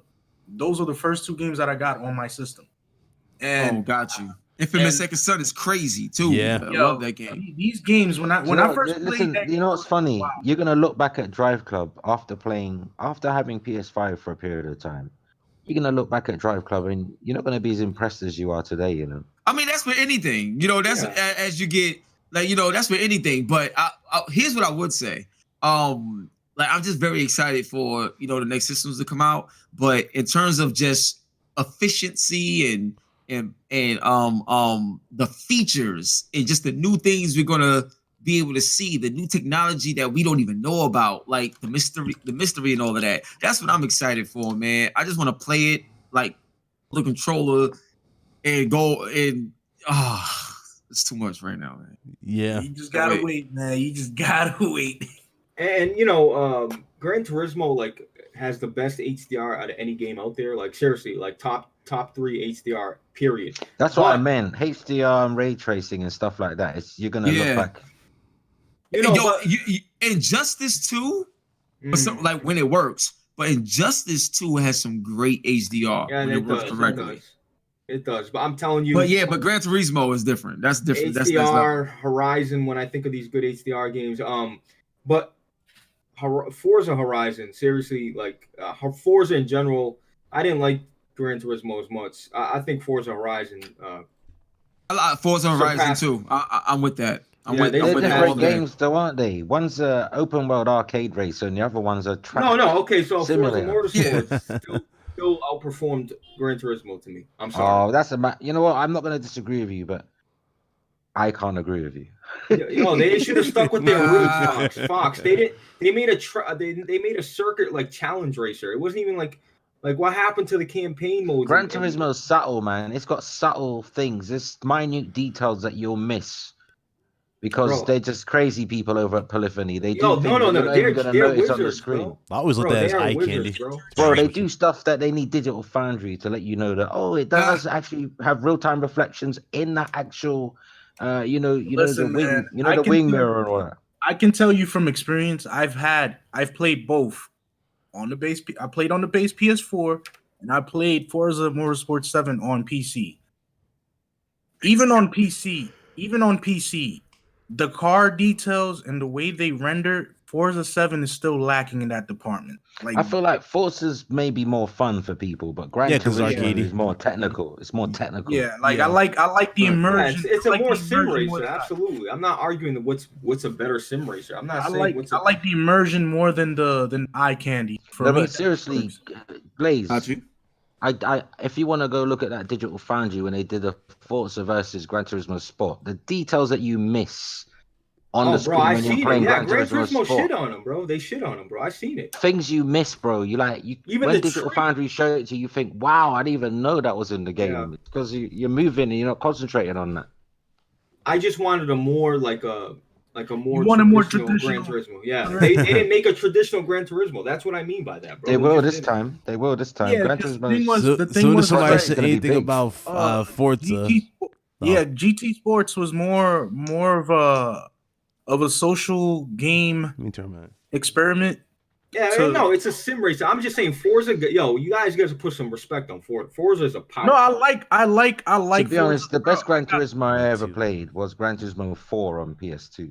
Yeah, that one was. Oh, Gran that Turismo was 4 a was game fire. changer. They had Yeah. New York, son. They had New York up in there, B. That's what I'm talking about. So yeah. That's what I'm Yo, it's funny. Hey, shout out to Kid Smooth in the chat. It's funny. As soon as Forza got bitching, he showed up. He saw the bat signal. So shout out to Kid Smooth. Oh, shit. Shout out to Daniel Alejandro for the subscription. Appreciate Don't you. get me I wrong, forget you, like, bro. Thank you for I starting. got all Yo. iterations of Forza, and Kid Smooth, what up?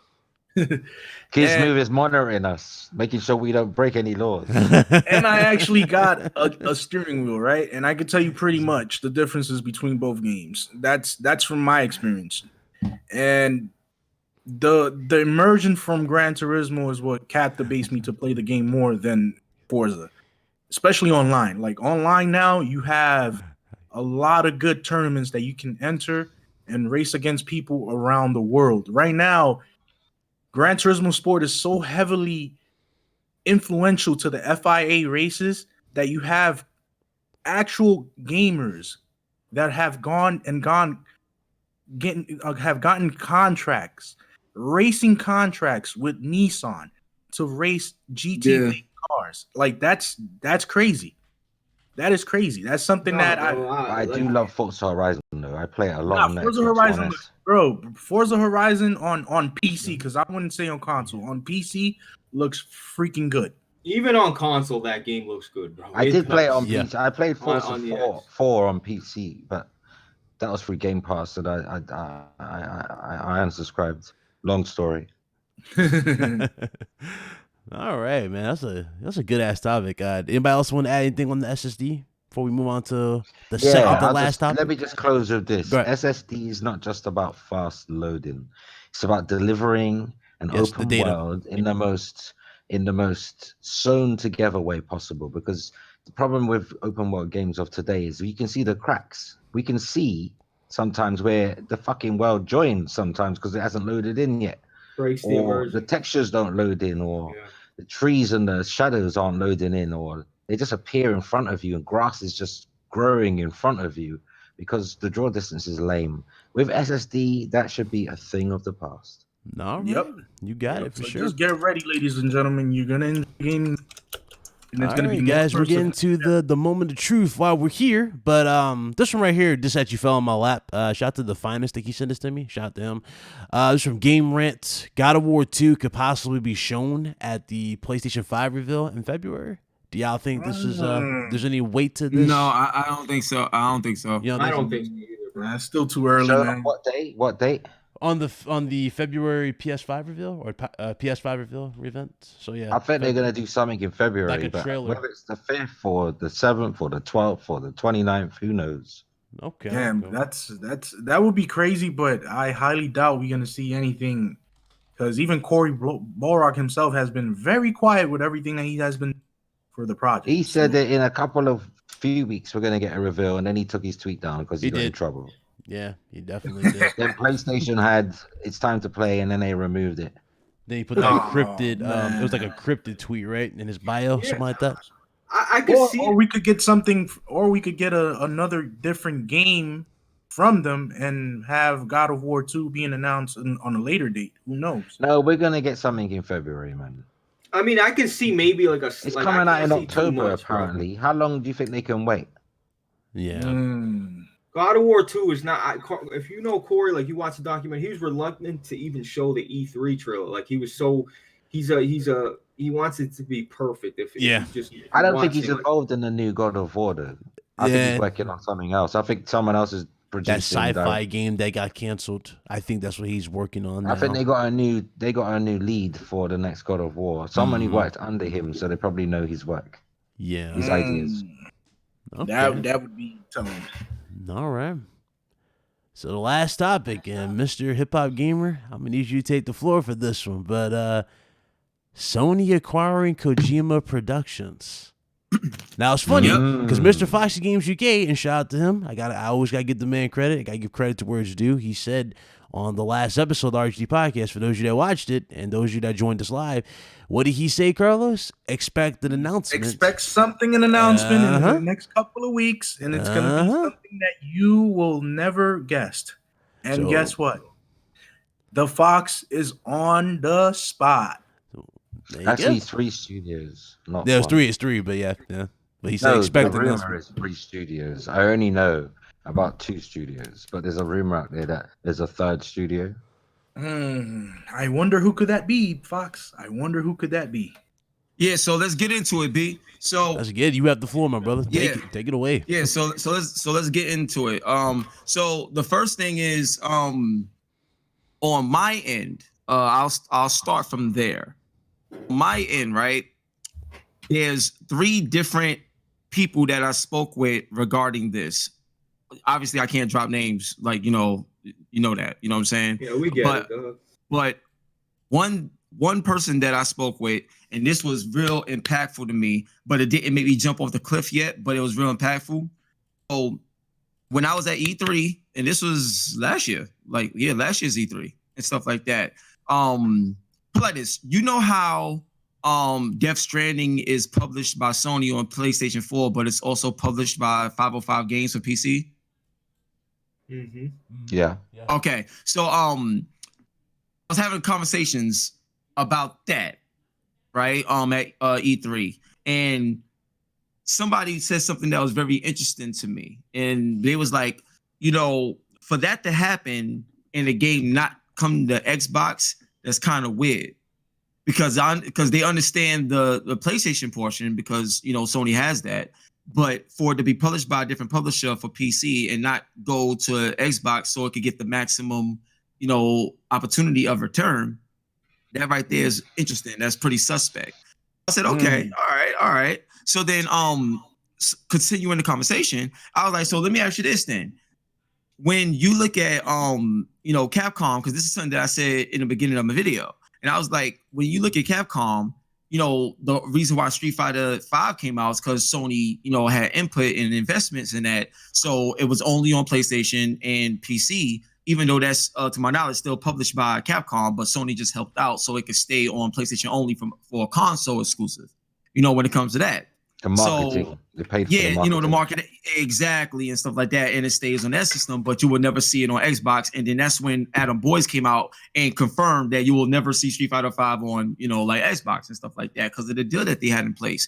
But it was also on PC. So I was like, how is that deal related to what we see here with the Death Stranding thing? Just out of curiosity. And they was like, that is similar but different. And the difference is when it comes to publishing, that's like the real estate of a game because of the ownership and stuff like that. That's what Sony don't got when it comes to Street Fighter. But so I was like, so are you saying that there's some sort of ownership when it comes to Sony and Death Stranding? He was like, yes, it has to be because the way the deal is designed for it to happen that way, it has to be some sort of something. So I said, okay, cool. So that wasn't enough to make me jump off the, you know, rails. But that right there was a lot. I was like, okay, cool. So then that's interesting. I have another conversation. Now keep in mind, you know what I'm saying? You know, I make songs for video games. I'm a character in video games. So, you know, conversations happen with different, you know, people that I engage with, right? So the next thing, this was extremely interesting because this came from the marketing side of it all and stuff like that. So in a general conversation about something else, it led into this. So check this out, y'all. And I really want to see what Foxy's take is on this one too. That's my guy. So I want to see your take on this, right? So in this conversation, right, from the marketing standpoint, we was talking about all the studios that Microsoft was getting. And we talked about Ninja Theory and stuff like that, and how that Ninja Theory being the one that's like one of the main ones and everything that they picked up. So I'm not sure if you remember, but Microsoft, I believe, made a statement saying that, you know, they're done at the moment acquiring studios. Now they just focus on getting the games done and getting them out and stuff like that. I believe, if I'm not mistaken, I think Aaron Greenberg or somebody made that statement not too long ago. I'll have to double check it. But within that conversation, I was like, so do you think Sony is going to try to get more studios? Sony try to get more studios, or do they even need to because they got so much and stuff like that? And they were saying, well, in this particular generation come up, I mean, anytime you could acquire a studio, depending on the talent and everything, you want to go for it. The reason why is because, and this is something that came up, and this is where I want to get Foxy's take. You remember when Xbox during the 360 era, they had the opportunity to get BioWare with Mass Effect. They had the opportunity to get a lot of studios and a lot of stuff, but they didn't take them. Yeah. They just did it and then wound up losing everything.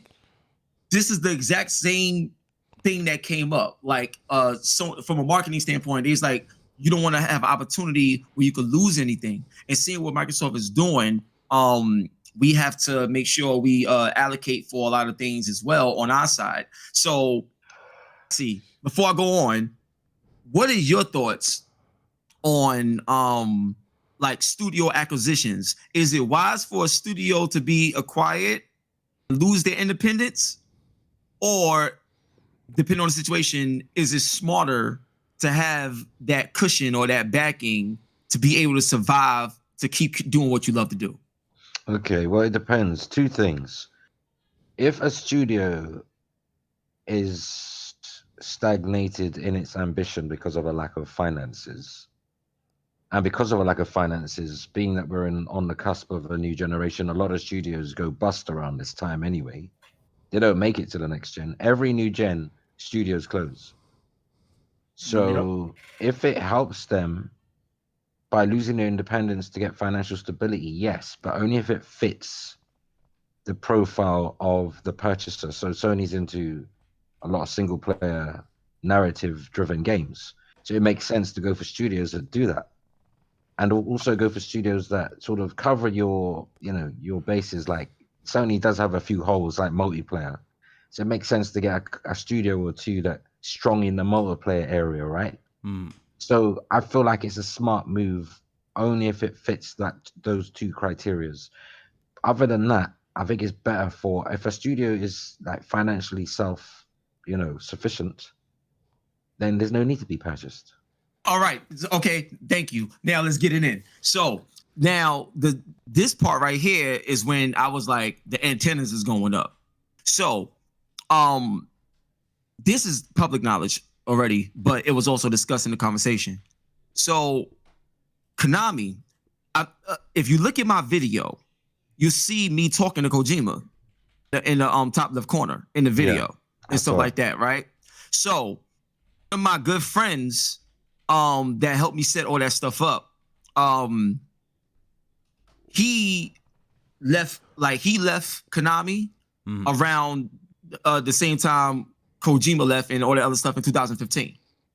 And I already knew behind the scenes that things was a little shaky and everything was like things wasn't going well and stuff like that. So I was like, well, what's going to happen next? You know, things, you know, fall through the cracks.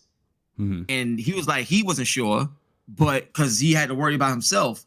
But when we had a conversation about Kojima directly, he was like, well, Kojima right now, he has a lot of offers on the table, but it seems like he's going to lean towards Sony. And I was like, Microsoft approached him. Wait, say it again? Microsoft approached him. You said, how come Microsoft? No, they all did. You know the fallout, the unceremonious. Oh, you said approached him. I thought you said purchased him. I said what? Okay. No, Microsoft approached him and he turned them down. Yeah. So listen, we coming to what I'm saying. Like we coming through it. So like, so many studios approached them and then they had turned them down. So when Sony came to them, one of the main things is there's two main factors. One, Microsoft, just like Insomniac, because that came up in conversation as well, always had success when they was only with Sony. Yeah. The best success, regardless of anything, any deal, whatever, their biggest success always came when they was attached to Sony directly, definitively. Period. And Sony gave Kojima his first break, so he's always had that loyalty to Sony. Yeah, but it's not even about that. Let me go with Lou. So then what happened is in the process of getting Kojima Productions up and running, that wasn't all Kojima by himself. He actually had help from Sony. Yeah. And that on the back end, right? They bought all these equipment for him, man. I can imagine. Like getting them set up. That's one. Two, the deal with the engine, that how he was able to use the Decima engine.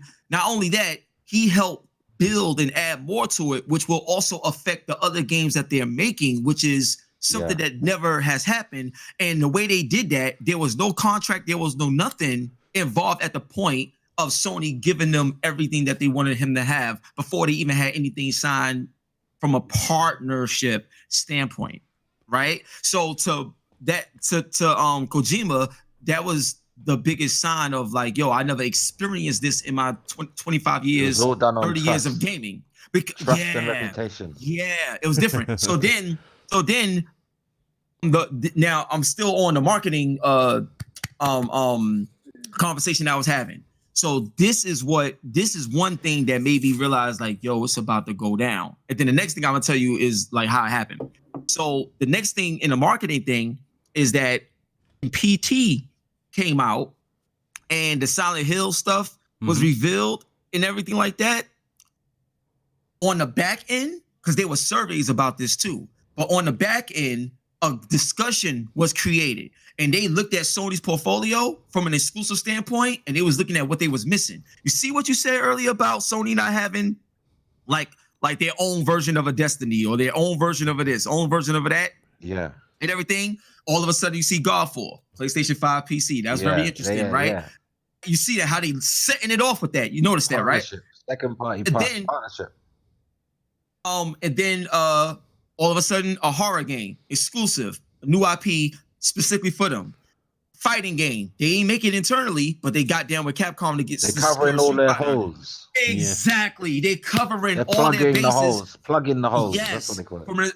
From an exclusive standpoint, so they can have something within them. Now look at superheroes, Spider-Man. They don't all this stuff has been laid out for years. I just started getting all the dots started connecting in the conversation. Dude, that's why I've been telling people it's in plain, it's hidden in plain sight. Just look at just look at everything.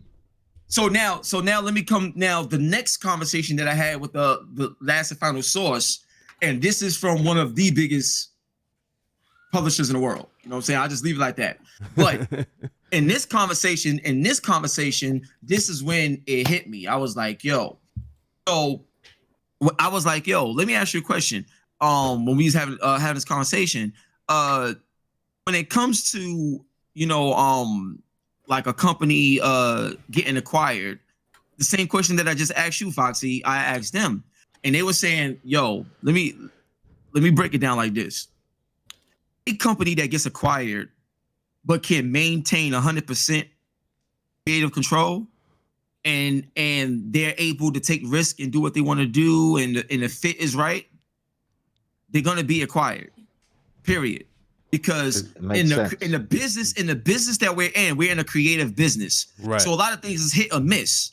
So anytime you start something, if you start it from a standpoint of a franchise, you got to have enough to be able to support the franchise in case of a loss when you design to make multiple games. It's like damage control, Period.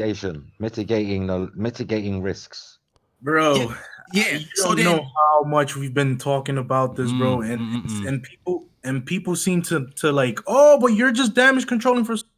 This is how. No, bro, you got to understand how this works. So then, when that came up and stuff like that, so I said, so what are your thoughts about, you know, Kojima and Sony? Because it seems like there was talks about this anyway, but they're still their own independent company. Do you think that they would acquire them? You know, based on what we're seeing here and stuff like that. And he was like, bro, to be honest with you, like they're already acquired. Like they just don't know that yet, but they already acquired. It'll all be revealed. But the only thing is, I don't know when. Like I don't have a. It won't be at the reveal. Wow. It's gonna be. It won't be at the I don't think it's gonna be at the reveal. But the thing is, I don't have a date on that. Like I don't know when they're gonna say this or whatever. What I do know from what was told to me, and like I said, I trust the source enough to say what I'm saying. Is there's like, yo, they already been like acquired. And I was like, this makes perfect sense because when Insomniac came out and all that announcement, like these things is already done. We just don't get a chance to know about them till later because it's all strategic in terms of the information. 3 weeks ago, I was told that. And the first thing I did in my excitement was tweet it out. I said, look out for announcement coming soon. Sony acquires major AAA studio. And I just got fucking attacked by Push Square. They just came for me, boy. They came for me hard. They went seriously. And now look at this. Look how life is funny now. They came at me for saying one studio is being acquired. Now there's rumors of 3 studios. But see, the thing is, said it with a grain of salt. Remember? Yeah, but see, let me explain something to y'all in terms of like journalism and everything. Like, you know.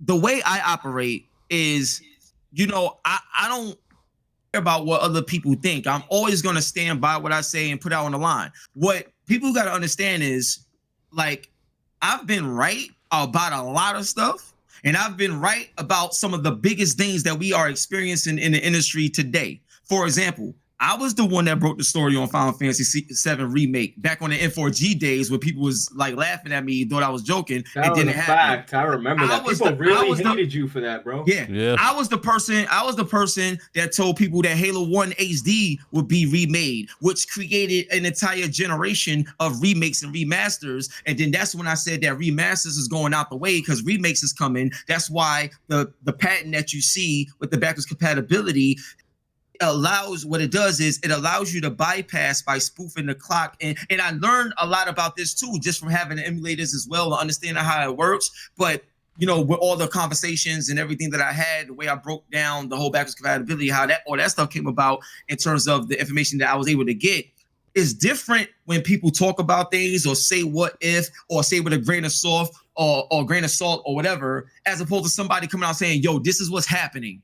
And if it don't happen, whatever, you can blast me. You can say whatever you want about me. Fine, I'll eat that. But I'm standing by what I'm saying. I'm the one who said it, so there's no mistakes. Dude, people don't like put themselves out there anymore. You're like me, bro. I retweeted after like a week. I even retweeted and I said, "Do you want me to double down?" I retweeted myself just to prove to people I'm not going to delete the tweet because it's the truth. Like people must have thought, oh, I can't take the heat and I'm going to try and delete the tweet or pretend it didn't Yeah, happen. I'm like, No, nah, I like, I don't. no, it's happening, dude. It's happening. Yeah, I don't care. Yeah. Like, for example, right? For the people that's in the chat or people that may be new to me, right? I did an interview with SNK, right? So, and they said it themselves that they want Soul Calibur versus Samurai Showdown. Right. And then Wow, 3 that's- months later, who's in Soul Calibur? What's about to happen? Amaru. Like, you know what I'm saying? That's one. Two. I remember that announcement, bro. I remember that one. I was like, what? Literally 3 months later, that happened. And then they didn't want to source my video at that time, so I had to like it's crazy. And then like second thing, and I'm talking about recent stuff and old stuff. Kratos in Mortal Kombat. That was me, only me. You can go look at that up and stuff like that. Only me. Nintendo Switch. I was the one who brought the story on Nintendo Switch before anybody. Period. Go look that up. You know what I'm saying? Because I think that was May 24th, 2014. Hip-hop gamer, let me ask you, because you've been in the game a while. Yeah.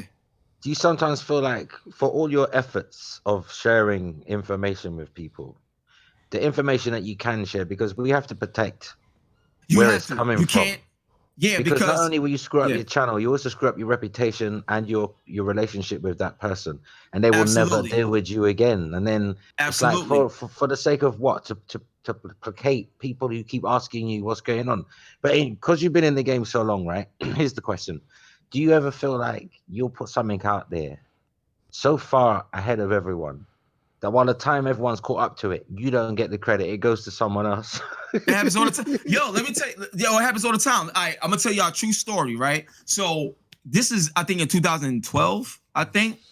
So Call of Duty is Call of Duty XP, right? They had an event, they flew all of us out there, and I seen Jeff Keighley out there because and I approached Jeff Keighley. I was like, yo, Jeff, my dude, like, what's up? Like, how you gonna give credit to Paul Gale when you know I know who broke the story on PlayStation All Stars? I remember that, bro. I remember you done video on that a couple years ago. I was like, yo, nobody. This is the first time this type of game has ever came out with a Sony platform where they had something that rivaled, Smash Brothers, but with all the Sony characters in it and everything like that. And I'm the one who broke that story. And then they gave credit to Paul Gale. Look at the timeline. Look at the time date. You know what I'm saying? What are you talking about? So my thing is, I put out PlayStation 4 Pro, which was Neo, news way in advance. You did. And the credit's gone to Osiris Black. I don't even know who that is. See what I'm saying? So my thing is, like, there was one time where I put out something, and I always do it anonymously, but the problem was people internally at that company knew the person that gave me that information. So even though publicly nobody knew who I got the information from, privately they knew. And because it's me, they was like, yo, it's hip hop, everybody, like that's my guy. But it's still messed up internally. But because it's me, it was like, it's fine, it's all right, but just don't do that. Like, I understand you have your role, but there's a lot of backstabbing, bro. Even when you do dagger shit. Yep. They're like, even when you put it out there, even if you put it out there and you respect by not revealing your sources, we appreciate you not revealing the source, but because we know certain things internally, it's still not right from an internal standpoint. So I had to learn that. I thought I could just put something out there, and as long as I don't name the source, I'm good. But they taught me something. We're always learning. Even now, like, I always say I'm the best at what I do because I'm always working hard to become better.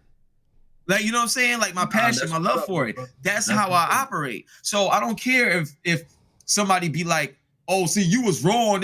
Look, I've been right plenty of times and y'all get at me. Even when I'm right. Dude, I'm at so the it don't point matter. where, Like, you know what I'm saying? I'm at the point where when PS5 has launched and it's in everybody's hands, I'm done sharing my sources. When PS5 Pro comes out, leading up to that, I'm not even going to disclose anything I'm told. I'm just going to repeat. I'm going to be a parrot like Fox News, like the real Fox News. I'm just going to repeat what's already out there. Nah, Foxy, come on. You gotta entice. No, you I'm gotta not. You know entice. why? You know, I can't gotta- because I suffer with bipolar, yeah, and I find it depressing, bro.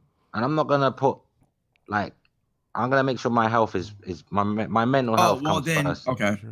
I understand. You know what I where you're mean? coming from. I don't suffer from that, but I understand where you're I coming from, so I can respect it. I can't handle depression. Like if I get depressed, everybody becomes a victim.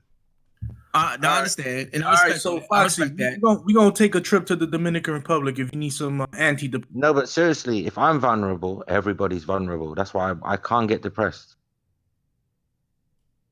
I feel you on that. Well, but that's how it all happened. I was like, what? He's like, yeah, bro. Like you'll see. So I was confident enough to put it out the way I put it out. And if you notice, like in terms of the videos like these, like the hip hop gaming show videos that I do, I did one on the first.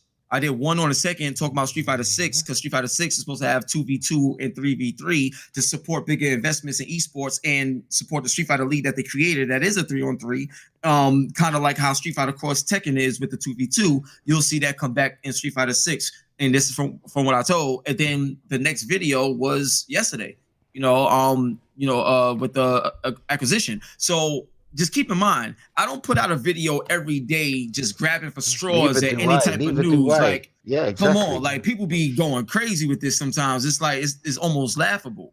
I respect the craft that both of you fellas do, because you're always pushing the envelope. You're always, giving some source of information that's very much vague. needable. I'm not gonna lie, it's vague. It's vague because it has to be. I'm putting enough out there that you can do your own homework. I'm not gonna do the math for you. I'm not doing the math for you. You do the math. I'm gonna give you. That's the best part, man. I'm gonna give you the formula. You have to solve it. There I'm you not go. doing it. That's the beauty of it, man. Foxy. I got a question for Foxy though. Yo, so my homeboy called me, right? He said, "Yo, you look on Twitter," and I was like, "Nah." And then I see this tweet, and Foxy said, "Hip Hop Gamer just confirmed this. You got some balls." I was like, "Oh man." I do remember that. You know why? I was waiting to see who was going to be the first to jump in. So my thing is, my question to you is, what made you type that? And like, what made you? I felt like if I didn't show up today, you were gonna like fly here to New York and get me. So like word up, B. Like I'll tell you why I typed. What went through your mind when you saw my video pop up? I just want to know what you felt. I'll tell you why, because that's great. It's a very, people don't understand the risk involved when you're sharing information, right? Right. I don't know what relationship or what agreement you have with your people, right? Your sources. I only can speak for my own. So I'm speaking from my perception only, but from my perception, watching your video, I was like, it was like I was gripping in my chair. Like I was thinking, fuck me, this guy's putting out some, like, is he? I was worried about you, bro. I wonder if there's gonna be some blowback on you. Like either the people that told you are gonna get pissed with you, or do you know what I'm saying? Because I've been waiting for somebody, because I knew I weren't good. My sources told me not to drop it until Sony does. They only talk about it when Sony has revealed it. So I have to leave it to Sony to do it. That's the agreement I have on certain things that I can, even though I know I can't speak it until Sony does. Right. Yeah. That because they work for Sony. I'm not gonna lie, they work for Sony. It's a direct thing, and some people know things that it's easily traceable back to them. Put it that way. Right. Some too much detail can catch the wabbit. All right. And we don't want the wabbit to get lost down the hole. But here's the thing. When I watched the video, I was like, damn, he's telling it. He's speaking it. He's putting it out there into the universe. And there's part of me thinking, damn, if it doesn't happen, there's going to be some volcanic eruption. Yeah. And the other side of the coin was, this is real and you're in trouble. Do you know what I'm saying? So here's what I would say. Couple of things. What people gotta like understand, at least when it comes to me. I learned the lesson from that situation before, like a couple of years back, when I put out something that I wasn't supposed to put out in the way that I put it out. So I learned from that. So now, like the way I go about things in such way that it happens, and you be like, wow, yo, he was right. Or put like this. When you see how I just told you about the Soul Calibur thing, and I had them on camera with me, and they said it, and then it came true and stuff like that. You know, like I'm in a position where there are certain things I can do, and people want to see me like get even further because they want to see see the you way. shine. Yeah, like there's certain people. Let me explain something to you. They want to A lot see of these you win, developers, a lot of these behind the scenes, a lot of these developers, they don't like talking to certain people that they have to talk to, that they're obligated to talk to contractually for the sake of their media and the selling of a game. It's work to them. It's work to them. When they talk to me, it's like homies chilling, kicking it. Yeah, And that's the thing I got, it's bro. It's like different. I'm just talking to a It's dude different. in a bar, and he's telling me everything. Yeah, like, you know what I'm saying? And the thing is, you got to understand, like, in my situation, like, you know, I got relationships with everybody from lawyers, actors, like, like, put like this. I just had Michael Bay on the show. I'm not sure if you've seen the interview I did with Michael Bay. Do you know what Michael Bay told me? What'd he say? Let me tell you what Michael Bay told me. Michael Bay told me that the developers of Call of Duty, right now, the developers of Call of Duty got a hold of his script, and they wanted to make a game based off his script. He agreed to it. There's an investment already made in one of the Call of Duty teams, or maybe a new team that or some people from the Call of Duty team that made Call of Duty, whatever, is making a game in conjunction with Michael Bay's either next movie or the movie after the next one that he does. Live on camera, Michael Bay. Yo, you know when that Soul Calibur shit, right? Yeah. It was so out there, like, yo, they would never do that. But like how you like, oh, what about if you did this with that? And then they're like, and they kind of gave that like smirk, like, you know, actually, like, but I can't believe that came like to fruition. That's not it happened. And the thing is, and then let me tell you something else. After I did that particular interview when I was at PAX, the other people like the PR and like the agents and the publicists, like all the other people behind the scenes that nobody get a chance to know or speak to, was like, yo, that's the best interview, bro. Like, I love the way you do your thing. Like, yo, we gotta talk, man. Like, I want to let you in on this. You wanna know why? Because they know that if I drop something or if I leak something, they know it's gonna move. Like, it's gonna circulate different when I speak about it, because the energy I have behind what I say, the confidence that I have behind what I say, like, it's different. It's different when I speak about it. Let me ask you though. You know the stuff you can't talk about, the stuff that I can't talk about. Oh yeah, that stuff I can't say nothing about. You won't even hear me. But how do you cope with that? Because you know what? There's things I know that my brain, like it's like I'm in conflict. It's like my brain wants to share it. Yeah, I know. I just don't say anything. But my body doesn't. My body can't. Do you understand? I'm from the hood. Like, no snitching. It's like I feel physically. It's automatic. It's automatic. I grew up with it.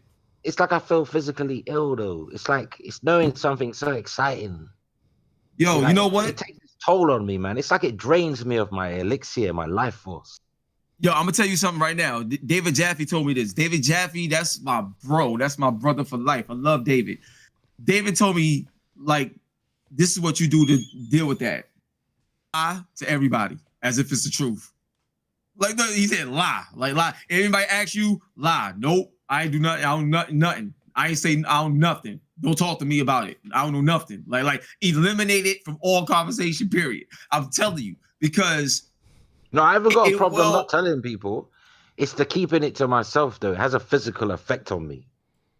Oh man, then you have to, not a negative one. It's just like like you're bursting. You're bursting. Yeah, I know, but you can't.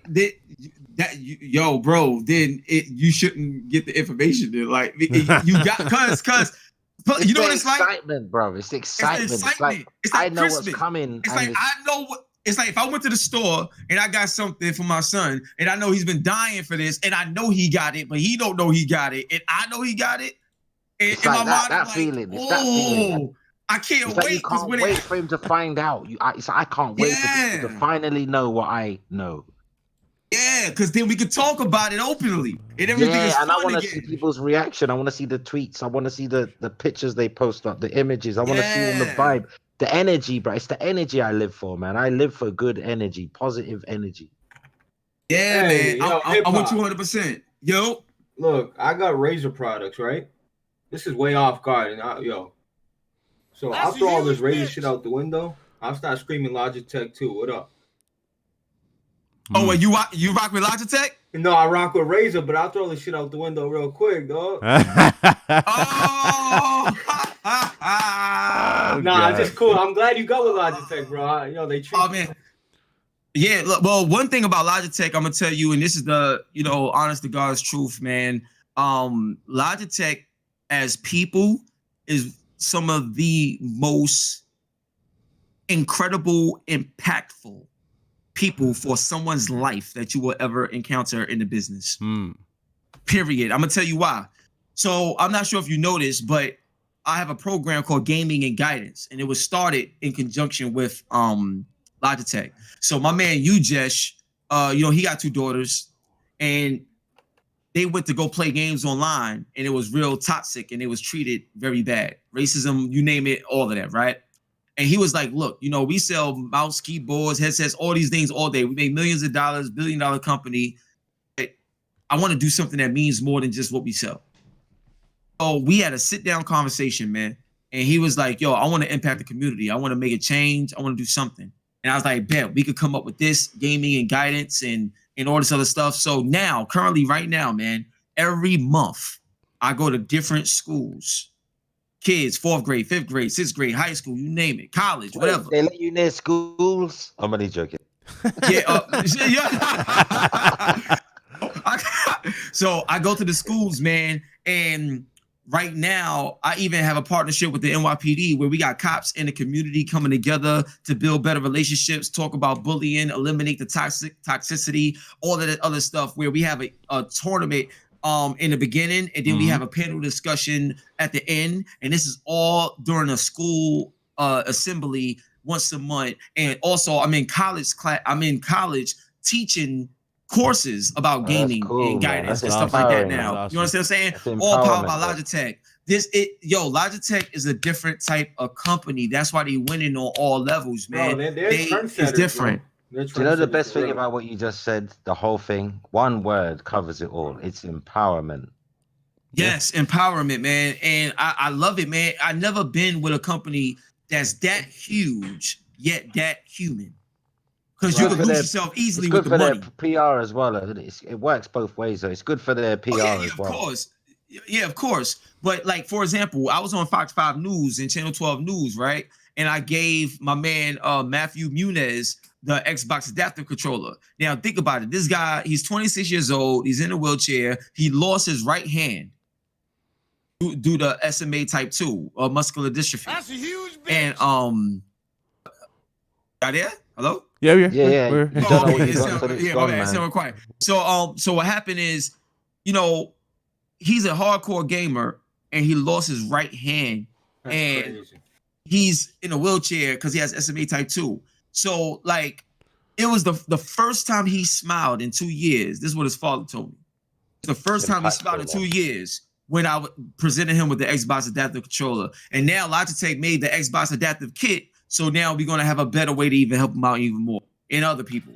It's the little things. It's the little things, isn't it? Like, you don't know what you've got till it's gone. When you lose your arm, your leg, you don't know what people should look after themselves, because when something when you lose your health, boy, you just don't know what you got till it's gone. Facts. Absolutely. Giving is the best thing you can, like, just give to somebody, bro. You feel so good. You'll feel so great man, inside, it's unlike it'll bring tears to your eyes, man, for real, to your soul, because you did something. I do some and you ain't want charity nothing in as return. well. I do some charity as well, but I keep it separate from my YouTube. I don't really talk about it on my YouTube. You might get mad at me for this, but I remember talking to you and saying, like, yo, I'll be back in a little bit or something, and you went to like a couple of the hospitals and gave out, I think it was like at the time it was like consoles and games. Consoles and games. Pre-owned that was ones. fire. Pre-owned That's a ones. huge bitch. Pre-owned. Yeah, only for but I did it for the kids that are terminal. You know, the kids that are they're gonna die in that hospital. So Yeah, he gave him You a know, little bit of Yeah, that's enjoyment. crazy. Yeah, and that's what I'm saying. It's like when you really think about life and what's important, what matters. I don't got time for anything that's like negative or hateful. Yo, you could be negative and hateful towards me. It don't even penetrate. Pause. Like I don't even feel it. It's like my arm, like my armor, because like I said, I put God first in everything I do. And bro, when I tell you I don't care, it don't even phase me, man.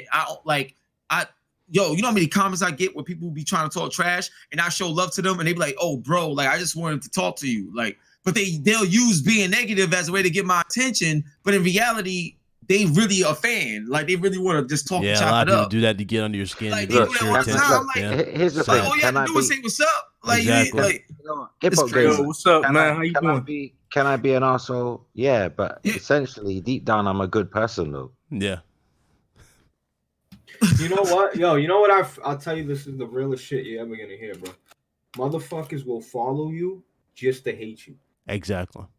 They Oh, will yeah. follow your Twitter just to hate on what you're doing, bro. There are people that they're out there and it's horrible, bro. I got a It's few of crazy. them. Horrible.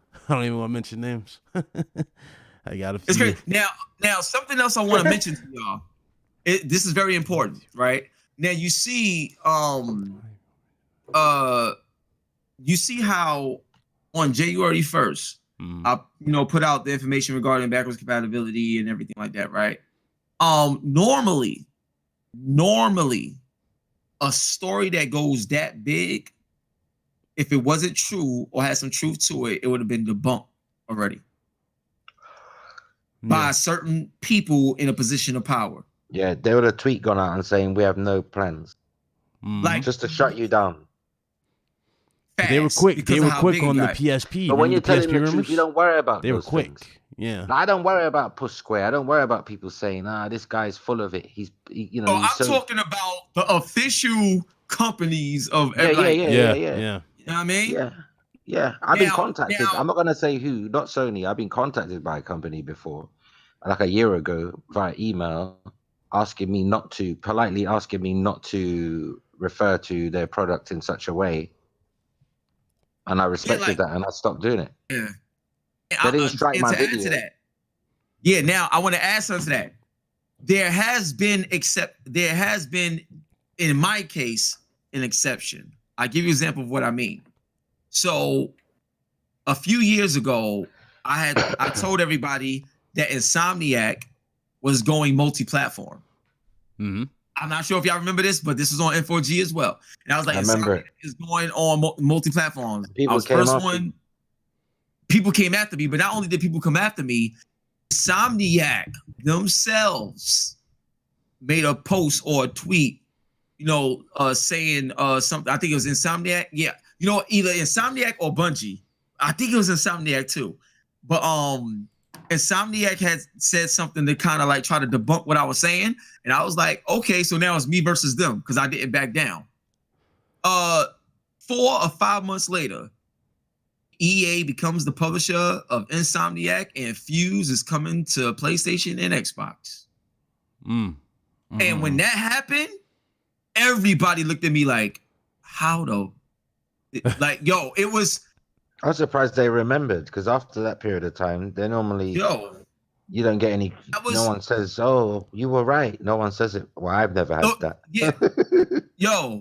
Think about how big that was for someone like me to go head on against Insomniac and win.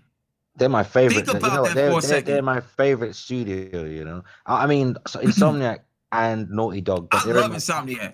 They're my top 5. I love Insomniac. Ted Price is what? Yo, let me explain something. Let me say, to me, my favorite studio is Sony Santa Monica because God of War. God of War is my favorite game ever. Period. So that goes without saying. But in terms of my favorite studios, man, it's too tough, man. It's too tough, man. I got my top 5, man. Insomniac's in there. Naughty Dog's in there. Gorilla's Naughty in there. Dog, Gorilla, Insomniac. So yo, Sony, man, they cheating. No, that's what I'm trying to say, bro. Like They cheating, man. Yo, Sony, you know what Sony is like?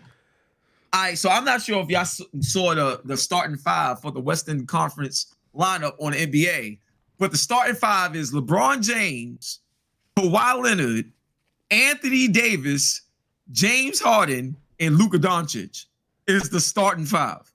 They got That's MVPs. That's how you. Come on, man. Like, no, man. Sony is like the dream team times 20. Yeah, but they built Sony all that is the during dream the team. PS3, didn't they? The hard times. They built that up in the hard times of PS3. And Microsoft's like Yao Ming, Kyle Culver, fucking. Imagine that. Imagine you're losing money. Your system's being outsold. The developers are complaining about your hardware. You're just beavering away, creating new IP for the next gen, and now you're locked and loaded for PS5. It's amazing. It's unbelievable, man. Unbelievable. But hip hop, you're gonna be broke this November, bro. Everybody is. Everybody broke. Everybody's Everybody gonna be broke. Before we shut down, talk about. I wonder if you can talk about back compat a bit. Oh, wait, the backwards compatibility? Yeah, that's be the last one. I'll ask you. You done a stream on that as well, didn't you? Yeah. Yeah. Of course. So I can break that down. This is a little longer, but I'll try to, because I know we've been going on for a while. Like 2 hours. It's fine. Go ahead. Know that.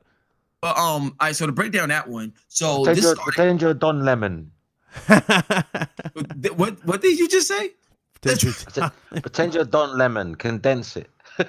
Oh, okay. All right. Cool. So the way this started was this is 2018. I was at Michael Packer's party, right? Shout out to Michael Packer again. That's my guy. So I was in a conversation with someone very, very, very, very up there. I just put it like that, very up there. You've seen this person on the Sony stage before. That's all I can say. Damn, a person that's very Jack Tretton. Jack Tretton. I miss Jack. Yo, I wish he was still around. Yo, Jack Tretton, that's my homie, son. He's awesome, bro. He's got that's swag. the homie right there. But anyway, so we had a we was having a conversation about PlayStation Now, and I was like, yo, like when it comes to PlayStation Now, like I mean personally, like I love the service and stuff like that, but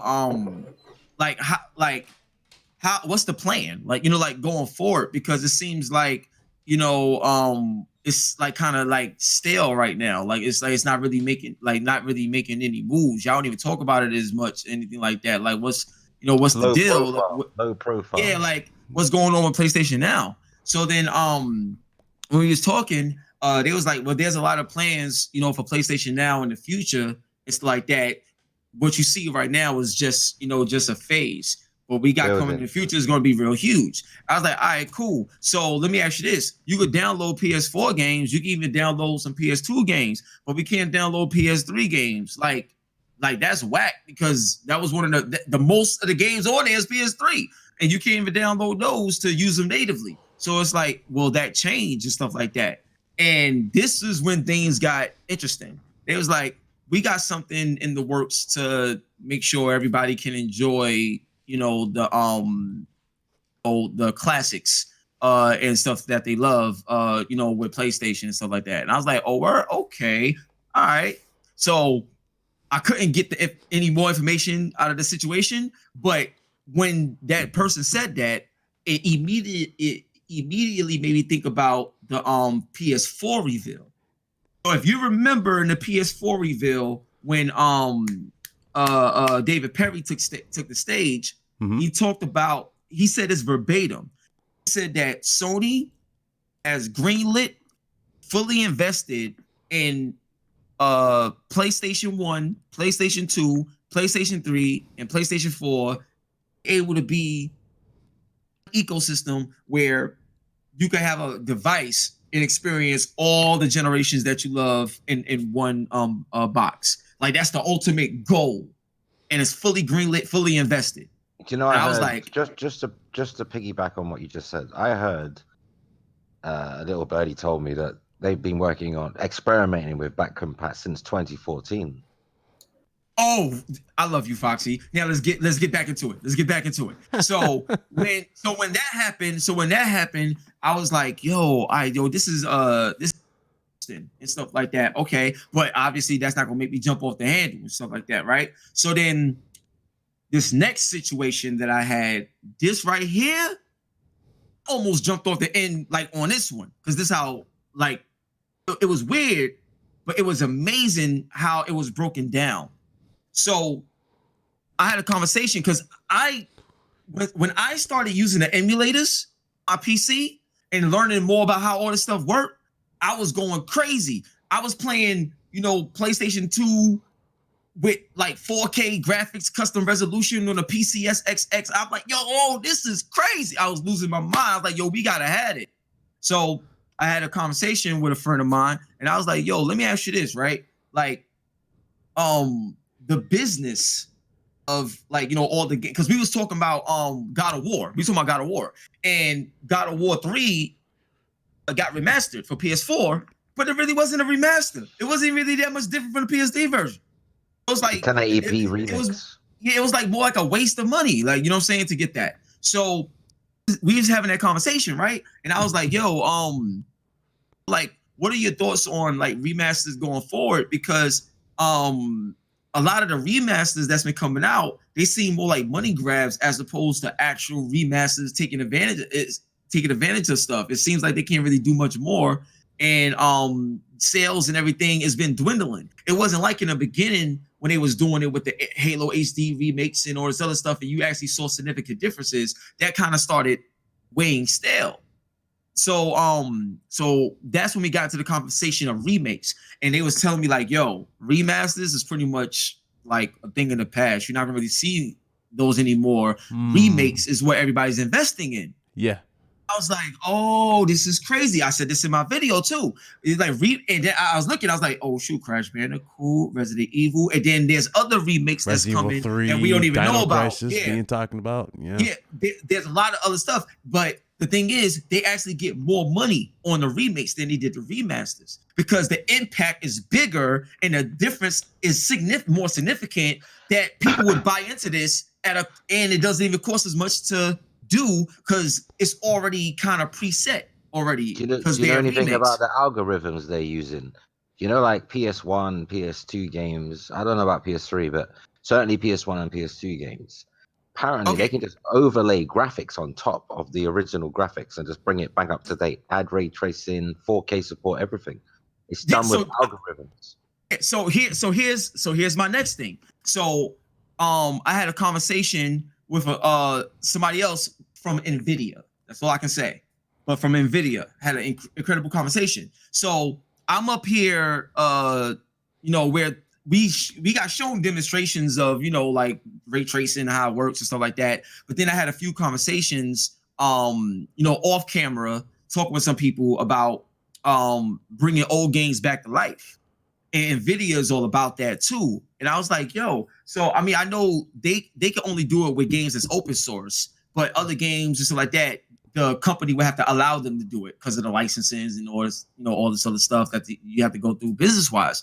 So one of my questions I was like, well, let me ask you this. Like, it seems like y'all have an algorithm in place where like you don't even have to go into the game and do certain things. You can actually have something set up where it's like a part of the dev kit, and the moment something runs, like it automatically, make these adjustments, which save development time and things like that. He was like, yeah, like these are things that we all working on. And I was like, so that's across the board, like consoles too? He's like, yeah, of course, this technology is definitely there. And I was like, hold up, wait a minute. So now I'm starting to put 2 and 2 together from the conversation that I had at Michael Packer's party, and what I'm doing with NVIDIA, and other conversations with some of the marketing people that's working on that's because you got to remember, the marketing team that was with Sony is not with them no more. A whole new advertising team. That's what I told people in my video. They bought a whole bunch of new marketing executives. Yeah. I said that in a tweet, that they've changed up everybody, new, fresh start. Yeah, they changed that. Yeah, it's a fresh start. It's a fresh start. So now, leading to the whole backwards compatibility thing, now this conversation right here was a long conversation, but I'm gonna try to break it down fast. So we was talking about like the marketing and everything. So do y'all remember that commercial? I think it came out a few years ago. I could be wrong, but you remember that commercial where they showed each era of PlayStation? Yeah, I remember. Yeah, I do remember that. Remember? They were, because I think PlayStation history. Access. Yeah, and they was like sitting down and they had each era, and you look outside, different the all times the change. consoles. Yeah. The video, so the girl and the boy in the bedroom, and the times change. Posters on the wall, everything. All the consoles and That all was there. great. That was really nostalgic. So we was having a conversation, and that commercial popped up in the conversation. We was talking, and then I was like, so how will, like, if when it comes to backwards compatibility and stuff like that, like, can this like actually like work? Because everybody always talk about the cell processor and stuff like that and everything like that, and it was like, of course, like, we can make those things work, you know what I'm saying? But I can't talk much about that, like right now, but those things can work and stuff like that. It's not, impossible. So I was like, all right, cool, I'll let that part slide. And then here's one of the things that happened. I was like, yo, wait, this is crazy. In the actual marketing, PlayStation 1, PlayStation 2, PlayStation 3, all the whole generation PlayStation, part of the marketing going into PlayStation 5 and everything. It's not just about nostalgia. PlayStation 5. It's about legacy. PlayStation, period. It's about all of PlayStation legacy, now, the future. It's do you remember Nintendo? Everything. Do you remember Nintendo at their reveal, Hip Hop Gamer? Nintendo tried to have this like trailer of all of their consoles, and the Switch is a combination of all of them, which didn't end up being anything like that. But Sony's doing it for real. Yes. Now let me tell you something. This is just a little thing to just so you can connect the dots. Since PlayStation 5 has been announced and talked about and everything like that, what's the first thing you saw on the CES stage? All the consoles. I'm telling you. In the background, all the consoles lined up. Everything. So now check this out, right? Yo, I'm not sure. Y'all blowing my mind. I'm just enjoying every moment of this. Crazy. Yo, listen. So now here's the next thing, right? So AMD, I'm not sure if y'all saw my interview, but I did a major interview with my man Frank from AMD, right? And he's an engineer, not a marketing guy. He's an engineer. He makes these chips. Now, he told me personally that he's not working on the PlayStation 5 chip and design himself. That's another team that does it. But he's working on, other stuff and everything like that. And so on camera, we was talking about, we briefly talked about PlayStation 5, and he was talking about how he's excited to see the next generation of PlayStation VR and how that's going to work and stuff like that, right? And I was like, all right, cool, that's great. We spoke about that on camera and everything was dope. And then when we got off camera, I didn't get a chance to speak to him like I wanted to, but there was somebody else around. And I got a chance to speak to this person over at the AMD booth. And one of the things I brought up, I was like, yo, NVIDIA is talking a lot of trash about y'all because of the ray tracing. And he was like, first of all, the stuff that they talking about, that's not new. Like, we got ray tracing. Like, wait till you see what we're doing. And I was like, is that only for Is that only for like the computers? Because PlayStation 5 and everything's coming. He's like, wait till you see what we doing and what we've designed. And when you see what we got and stuff like that, you'll understand once again why PlayStation and everybody, choose us to do their graphics cards. And then we spoke about PS3 too. We briefly talked about PS3 because if you remember, NVIDIA was a part of PS3. Yeah. NVIDIA had a major role in PS3. GPU, yeah. Now they're not there no more. AMD took that over. You understand what I'm saying? If you look at Crytek, they've already kind of figured it out. They figured out ray tracing without using so much resources. Oh yeah, of course. Yeah. But Sony's using deep learning AI allegedly for the back compat, because if you look at the Google Stadia announcement, they showed you all these filters of different art styles you can throw on top of games, and it fits the animation and everything. It's just synced because they're using deep learning AI, machine learning.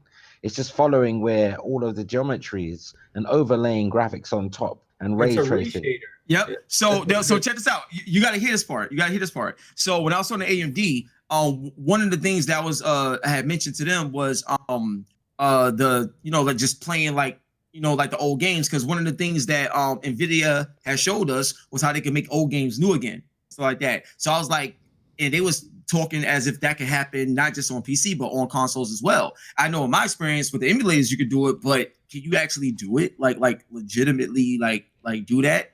And AMD was like, of course you could do that. There's algorithms where you could remaster everything like on the fly. So then here's what he told me, and this is when I got a major step closer to understanding what was going on with backwards compatibility. After I tell you this, then I'm gonna show you how it all related to the patents.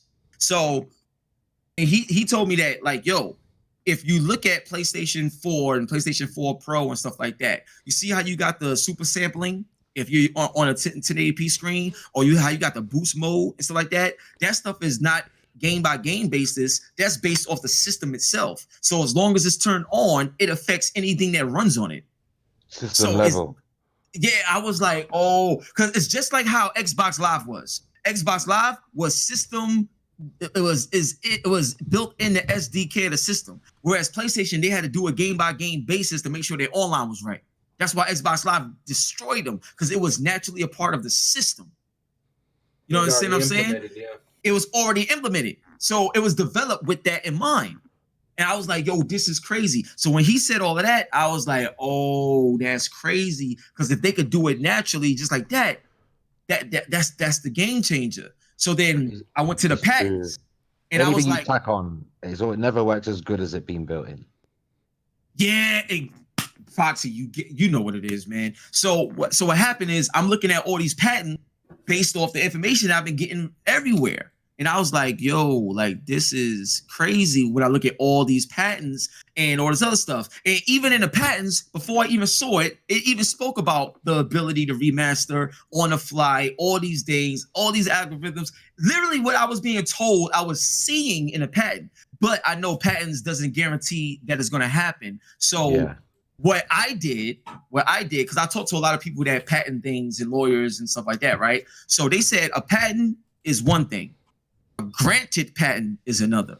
And they said when a patent is made, you have 18 months before that patent is released to the world, because everybody needs to know what's being made so people could continue to work on building towards it, because that makes the world better. Technology makes everybody be able to move forward. It's just a protection, but at the end of the day, if it's a chance it may not get granted, even though you made a patent.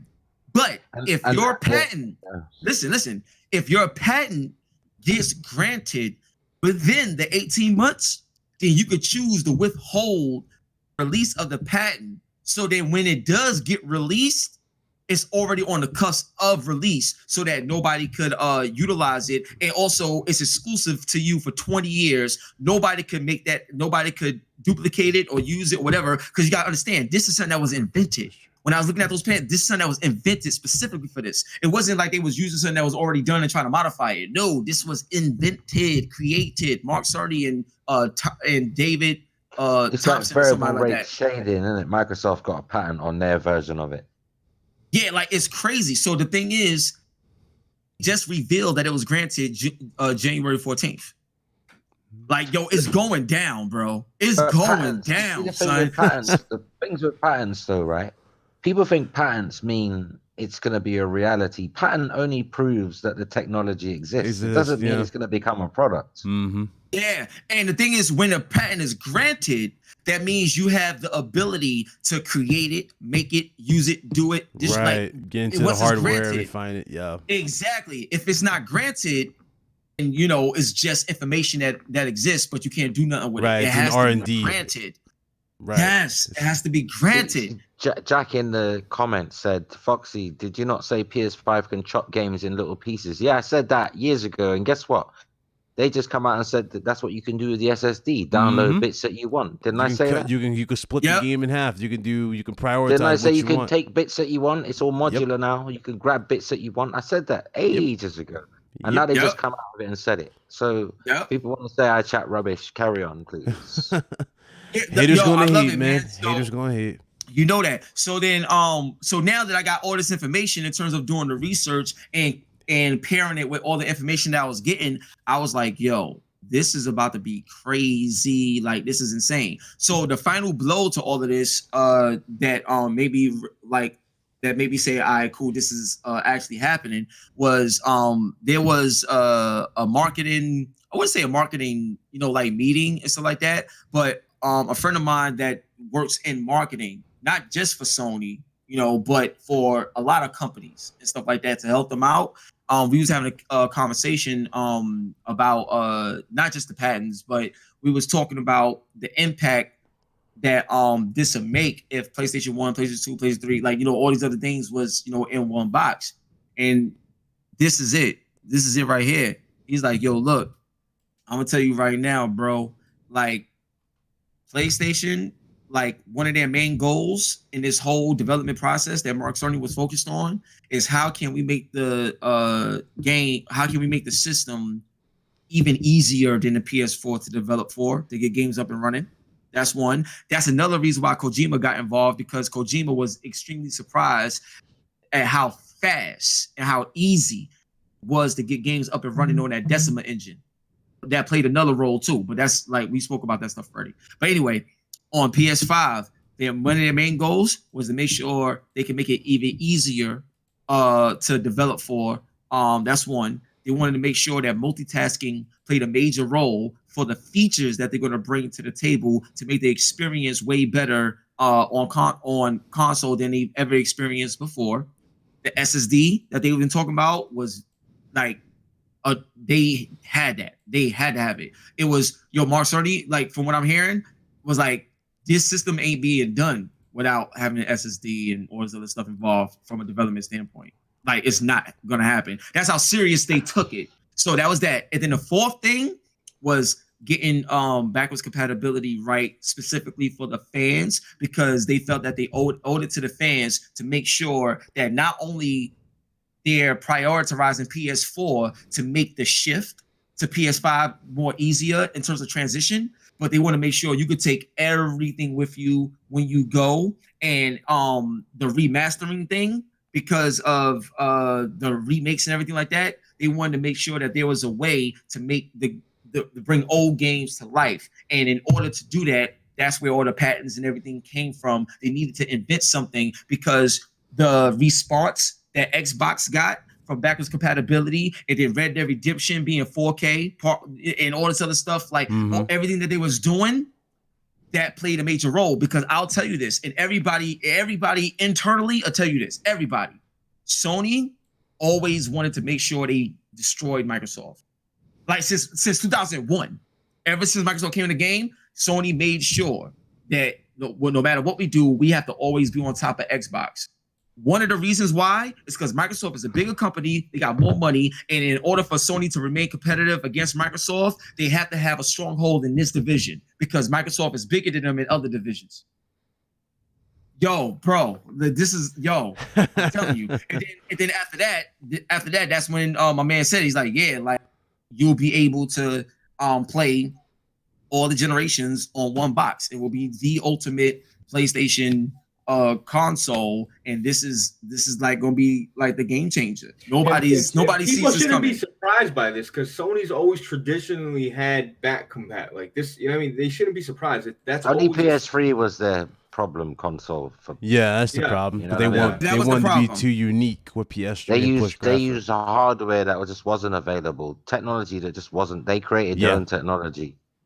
Yep. Sony loves going proprietary, and either it can win them a big W or it can give them a big L. Yeah, it causes If a problem. they don't stray too far, they don't stray too far from the proven track, then they can get away with it. But when they start creating alien fucking hardware that nobody's ever fucking seen before, not even that. I think they learned that lesson with the motion graphics engine, bro. Like, they learned that lesson with the Vita, bro. Very hard. Facts, yeah. That was a big loss. You know, I tried to hint to everybody in one of my videos back in early 2018 about ray tracing coming to PlayStation. Yo, because I wasn't allowed to talk about it. Everyone was talking about the PC side of it, but I wasn't really allowed to talk about it and say it was coming to PS5. But I did put a. People may or may not remember, I don't know, but I put a clip of Mark Cerny being asked a question very early into the PS4's life cycle, maybe 2014. What does the next gen consoles look like? And he goes, I don't know. Powerful, and unless they're going to use ray tracing. That's actually in my video in a clip that I used from 2014. So I remember actually that. So sometimes you have to connect the dots and look at patterns, and you can some of it you can predict, some of it you can't, some of it you need sources, but even when your sources tell you stuff, sometimes that's even vague.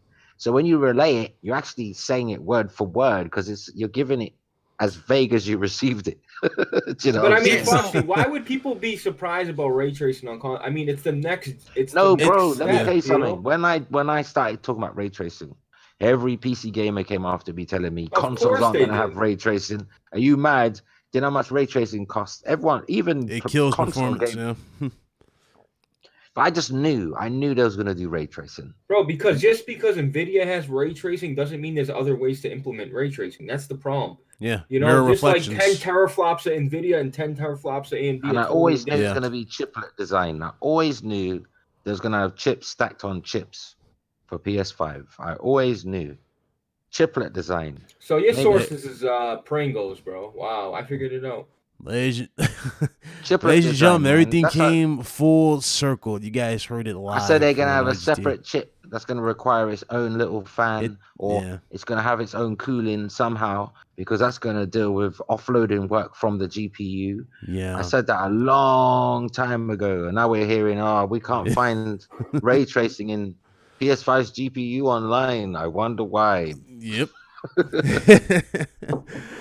Man, this is crazy, man. So yeah, this has been one insane show. Let me tell you, it's one of the best shows we've had in a while. Definitely one of my favorite shows that I personally have hosted. It was fucking lit, like from start to finish. Let me get these super chats out the way. A lot of people are waiting. Shout out to Trey. He donated twice. First $2 super chat says shout out to Trey. Yeah, Trey BK. Wow. He said facts, no snitching. Trey BK.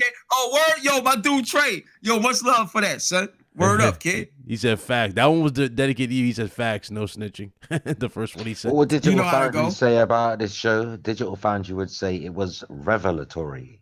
There you go. Let me find this other one. Hold on, let me scroll up. I had to keep up the chat while also writing these, but let's shut it down. I think he said thanks for the content. That's what he said, or he said midnight here. You know, it's 12:30. It's gonna be 1 a.m. soon where I am. You guys are lucky over there. 6 hours ahead, man. Oh wow! This one right here was directed to Hip Hop Gamer. Again, shout out to John. I'm in vampire mode right now. Wait, who was directed to me? This one was directed towards you. It's from John Burkett, $5 super chat. He said Hip Hop Gamer is going to need a new mic after this one. He's wearing it out with all this sweat or the sweet info. That's what he said. Thank you, man. I appreciate it, man. I will say this. I will say this, right? You know, after the reveal and everything is all said and done and stuff like that. You know, I just wonder what people is gonna say. Like I really all the doubters and tech experts overnight. Yeah. I really wonder what people is gonna say. I'm very interested in seeing. That's what I'm waiting for. The energy. That energy is gonna shift so bad, especially from the reachers. You know, all that. I feed off of everybody energy, gonna have to keep that same energy as how they've been keeping it since 2001. Yeah. You know, Xbox this, Xbox that, bro. Listen. Both are going to be great. Both are going to be great consoles. When you have it's competition, going to be a wild time. People are going to lose their shit. Bro, when you have competition, it brings out the best in you. And that's what There's no competition, man. Face it. And that's what we need. It's not going to do it. Oh, no. Not to release exclusives for 2 years. PS5 has got the whole track to itself. Like what I really wanted for this gen was a little bit of competition. It wasn't, let's play Kumbaya all the way. show some aggression, man. And that Yeah. would have been something pivotal for the Xbox brand. But they chose the route of service and high. Like, come on, man. Well, here's to that changing for the better going into next gen, hopefully. But you already know how that is. They got a long way to go in terms of changing and fixing that up. The Superior Artist, I see you, brother. $2 super chat. He says, "Will 60 frames per second be the standard for PS5 and Series X?" Yeah. Yes. Of course. It will Move on. be- it Shut will it be- down. I was making sure I'm getting there, Of but course, I don't it's want to gonna miss. be the standard. Of course, it will be the standard. I mean, if it's not 60 frames per second, what's the fucking point? If it ain't 60, man, we ain't with it. That's just Bro, the What's way the it point? is. It's like they got us stuck on the last 20 years. If we're Doing still 30. doing 30, Yeah. Actually, some of the older games ran at 60 on Nintendo. exactly. Even Yeah. PS2 was dropping 60 frame games, You so know? we need to go back to that time, and we will. Can't wait for it, man. I just what's can't up. wait. Everything has come full circle. You guys heard it live. I just want to say shout out to everybody who's joined us on the journey. Everybody who showed up to today's podcast. We had over almost 500 people here. That is a new milestone. So thank you guys so very, very much for coming through. Awesome show. I really am humbled. Thank you guys so much. They If you came to guys see enjoyed- Pacquiao. They came to see Pacquiao and Floyd Mayweather. That's why you got all them. Not really. Don't fuck. Oh, yo, Here we yo, go. Foxy. Yo, Foxy. My girl, Red FMB said to tell you hi. Oh. Yeah, I know. I tell Red hi, man. I know Red, man. She's cool. Yeah, hey, he said hi. I interviewed her, man. Oh, did you? Okay. I know. Well, thank you guys again. It's been an awesome show. Again, thank you. If you guys enjoyed it, almost 500 people that tuned in. But if you guys enjoyed the show, definitely hit that like button. It helps the channel more than you can possibly think. It really does. We do appreciate y'all stopping by. I want to say a shout out to everybody in the chat. Platform showed up. Shout out to Platform Live. Our homies we made over the year. It's been awesome. It's been awesome time. And I'm very, very proud of everything that we've done here on this channel, as well as RGT. It's been awesome. So thank you guys again for the support. Our special guest, my brother Blaze 4K. Thank you. And it was an honor to talk to you, Mr. Hip Hop Gamer. Thank you so much for dropping all this info here on the channel. Always, I really bro. do appreciate it. It really is. It means a lot. Thank you so much. Nah, he dropped more than jewels, He dropped bro. a lot of jewels here. Thank you, Bro, very he much. dropped bombs. He dropped the Master Flex bombs. Not even the bombs, bro. It was awesome. It's just Yo, the wow. experience Thank you, and the man. God wisdom, bless, man. It was absolutely God awesome. bless you, my brother. God bless Thank you, man. I really do appreciate Wow. it.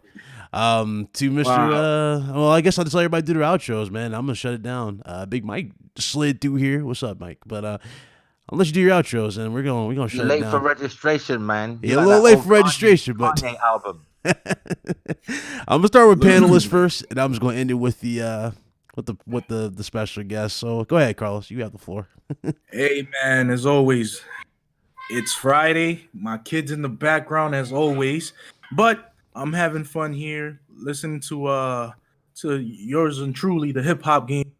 My brother, Foxy Games UK, BitCloud, and Blaze, Sony, baby. And we just Yeah. having fun talking games, man. As always, gamer by choice, not by trend. Catch us next Friday and follow at me at Just Me and My Girls on Twitter. All the trolling fun on the console fanboy side. Deuces. All right, Mr. Foxy Games UK, you have the floor, my brother. Yeah, I just say, regardless of whatever platform you roll with, 2020 is going to be great for all gamers. Play games, not corporations. All right, and our special guest, Blaze. It was funny. Let me tell you something about Blaze. Blaze, when I first started linking out Blaze was like, "Yo, Ryan, I gotta get on RGT. I gotta get on that RGT. I gotta invade RGT." And he picked the perfect week. He picked the perfect topic. Let me tell you, he picked the perfect time. It was awesome having you on here, brother. You have the floor. Yeah, we're gonna do a big giveaway one of these. Maybe next. We'll talk anyway. Oh yeah, yo, we're I gonna do wanna something really big for you thank- guys on the channel. Absolutely, we're getting Yeah, close we're to gonna do a big 6,000 giveaway for the subscribers. We're gonna do something big for y'all. Definitely. First of all, I want to say your chat is like the most. They're always involved. Like I'm watching the chat, they're just involved with everything. They're mad respectful, no bullshit. Like yeah, they joke around, but you have a good fan base, bro. Some of them are respectful. Yeah. I just want to say, look, thank you so much. You know, the year of the fox, we're seeing it already. Hip hop gamer, bro. It's crazy how things come full circle and we meet up and we used to do all that shit. I'm gonna hit you up for real. I'm gonna call you, bro. Yo, make sure you do, man. Word. Yeah, I'm gonna hit you up. But I just want to say this was a fucking great show. I usually like kind of get tired at the 1 hour mark, but it was just full. It was flowing perfectly. Like everybody had their ideas, their points, and it was just great. It was really good. Anyway, I appreciate you guys. Absolutely, man. Absolutely. Yeah, we appreciate every single person that's in this panel and the guests by. You guys are a big, great help to us and the fans and gaming hobbyists included. Yep. Shout out to Zero, the silent hero, for subscribing. Welcome. Mr. Hip Hop Gamer, let me tell you, man, you dropped more than jewels. You dropped a lot of knowledge. You dropped a lot of bombs. Show was fire. Thank you guys. Thank you so much for coming through again. Where can they find you? Where can they subscribe? You tell them it all. Thank you. All right. This is what it is. Fatality to anyone who battles me. Murder, every round there's a casualty. Every character shatter your anatomy. This a grown man's game to pain agony. Shoot the spear out, x-ray your faceplate, scorpion. Leave you in blood in front of hell's gates. Raw rap, real talk. However you want to get it, want to live it, want to spit it. You don't really want to feel it. I'm burning up, waiting for the massacre. Mortal Kombat 10 await challenges. Got my mind right, the fight is what I'm going after. Flawless victory. Viciously attacking you. Break down competition with the venom by the liver similar the Rikers when they hide it from the villains killers. My position is the truth. And I just leave you like that. You know what I'm saying? Follow me, Hip Hop Gamer. Google me. I'm out here. I'm outside, baby. What up, RGT? Let's go. Drop bars and he drop knowledge, people. That's what I'm talking about. Thank you so much again. Mike, you jumped in for the last segment. I guess you want to get your plug, so go ahead. Get your plug. No, I have no plug, man. I just wanted to ask Hip Hop Gamer a question when we go off air. I got you. No, it's on the platform. Shout out the platform. Hey, check out the platform podcast. Hip Hop Gamer's been on there. He was an awesome dude. Check us out Saturday, 1 p.m. Eastern, 10 a.m. Pacific on youtube.com/the platform live. All right. Until next time, my fellow gamers, thank you guys again for tuning in. See you guys next week, next Friday, 5 p.m. Eastern time. Same as always. Y'all be blessed. Y'all be easy. Y'all go play some games. And don't let these trolls interrupt your hobby. You enjoy your games. You play your games. And y'all be gamers. Until next time, it's Big Cloud Gaming. I'm signing out. Y'all be blessed.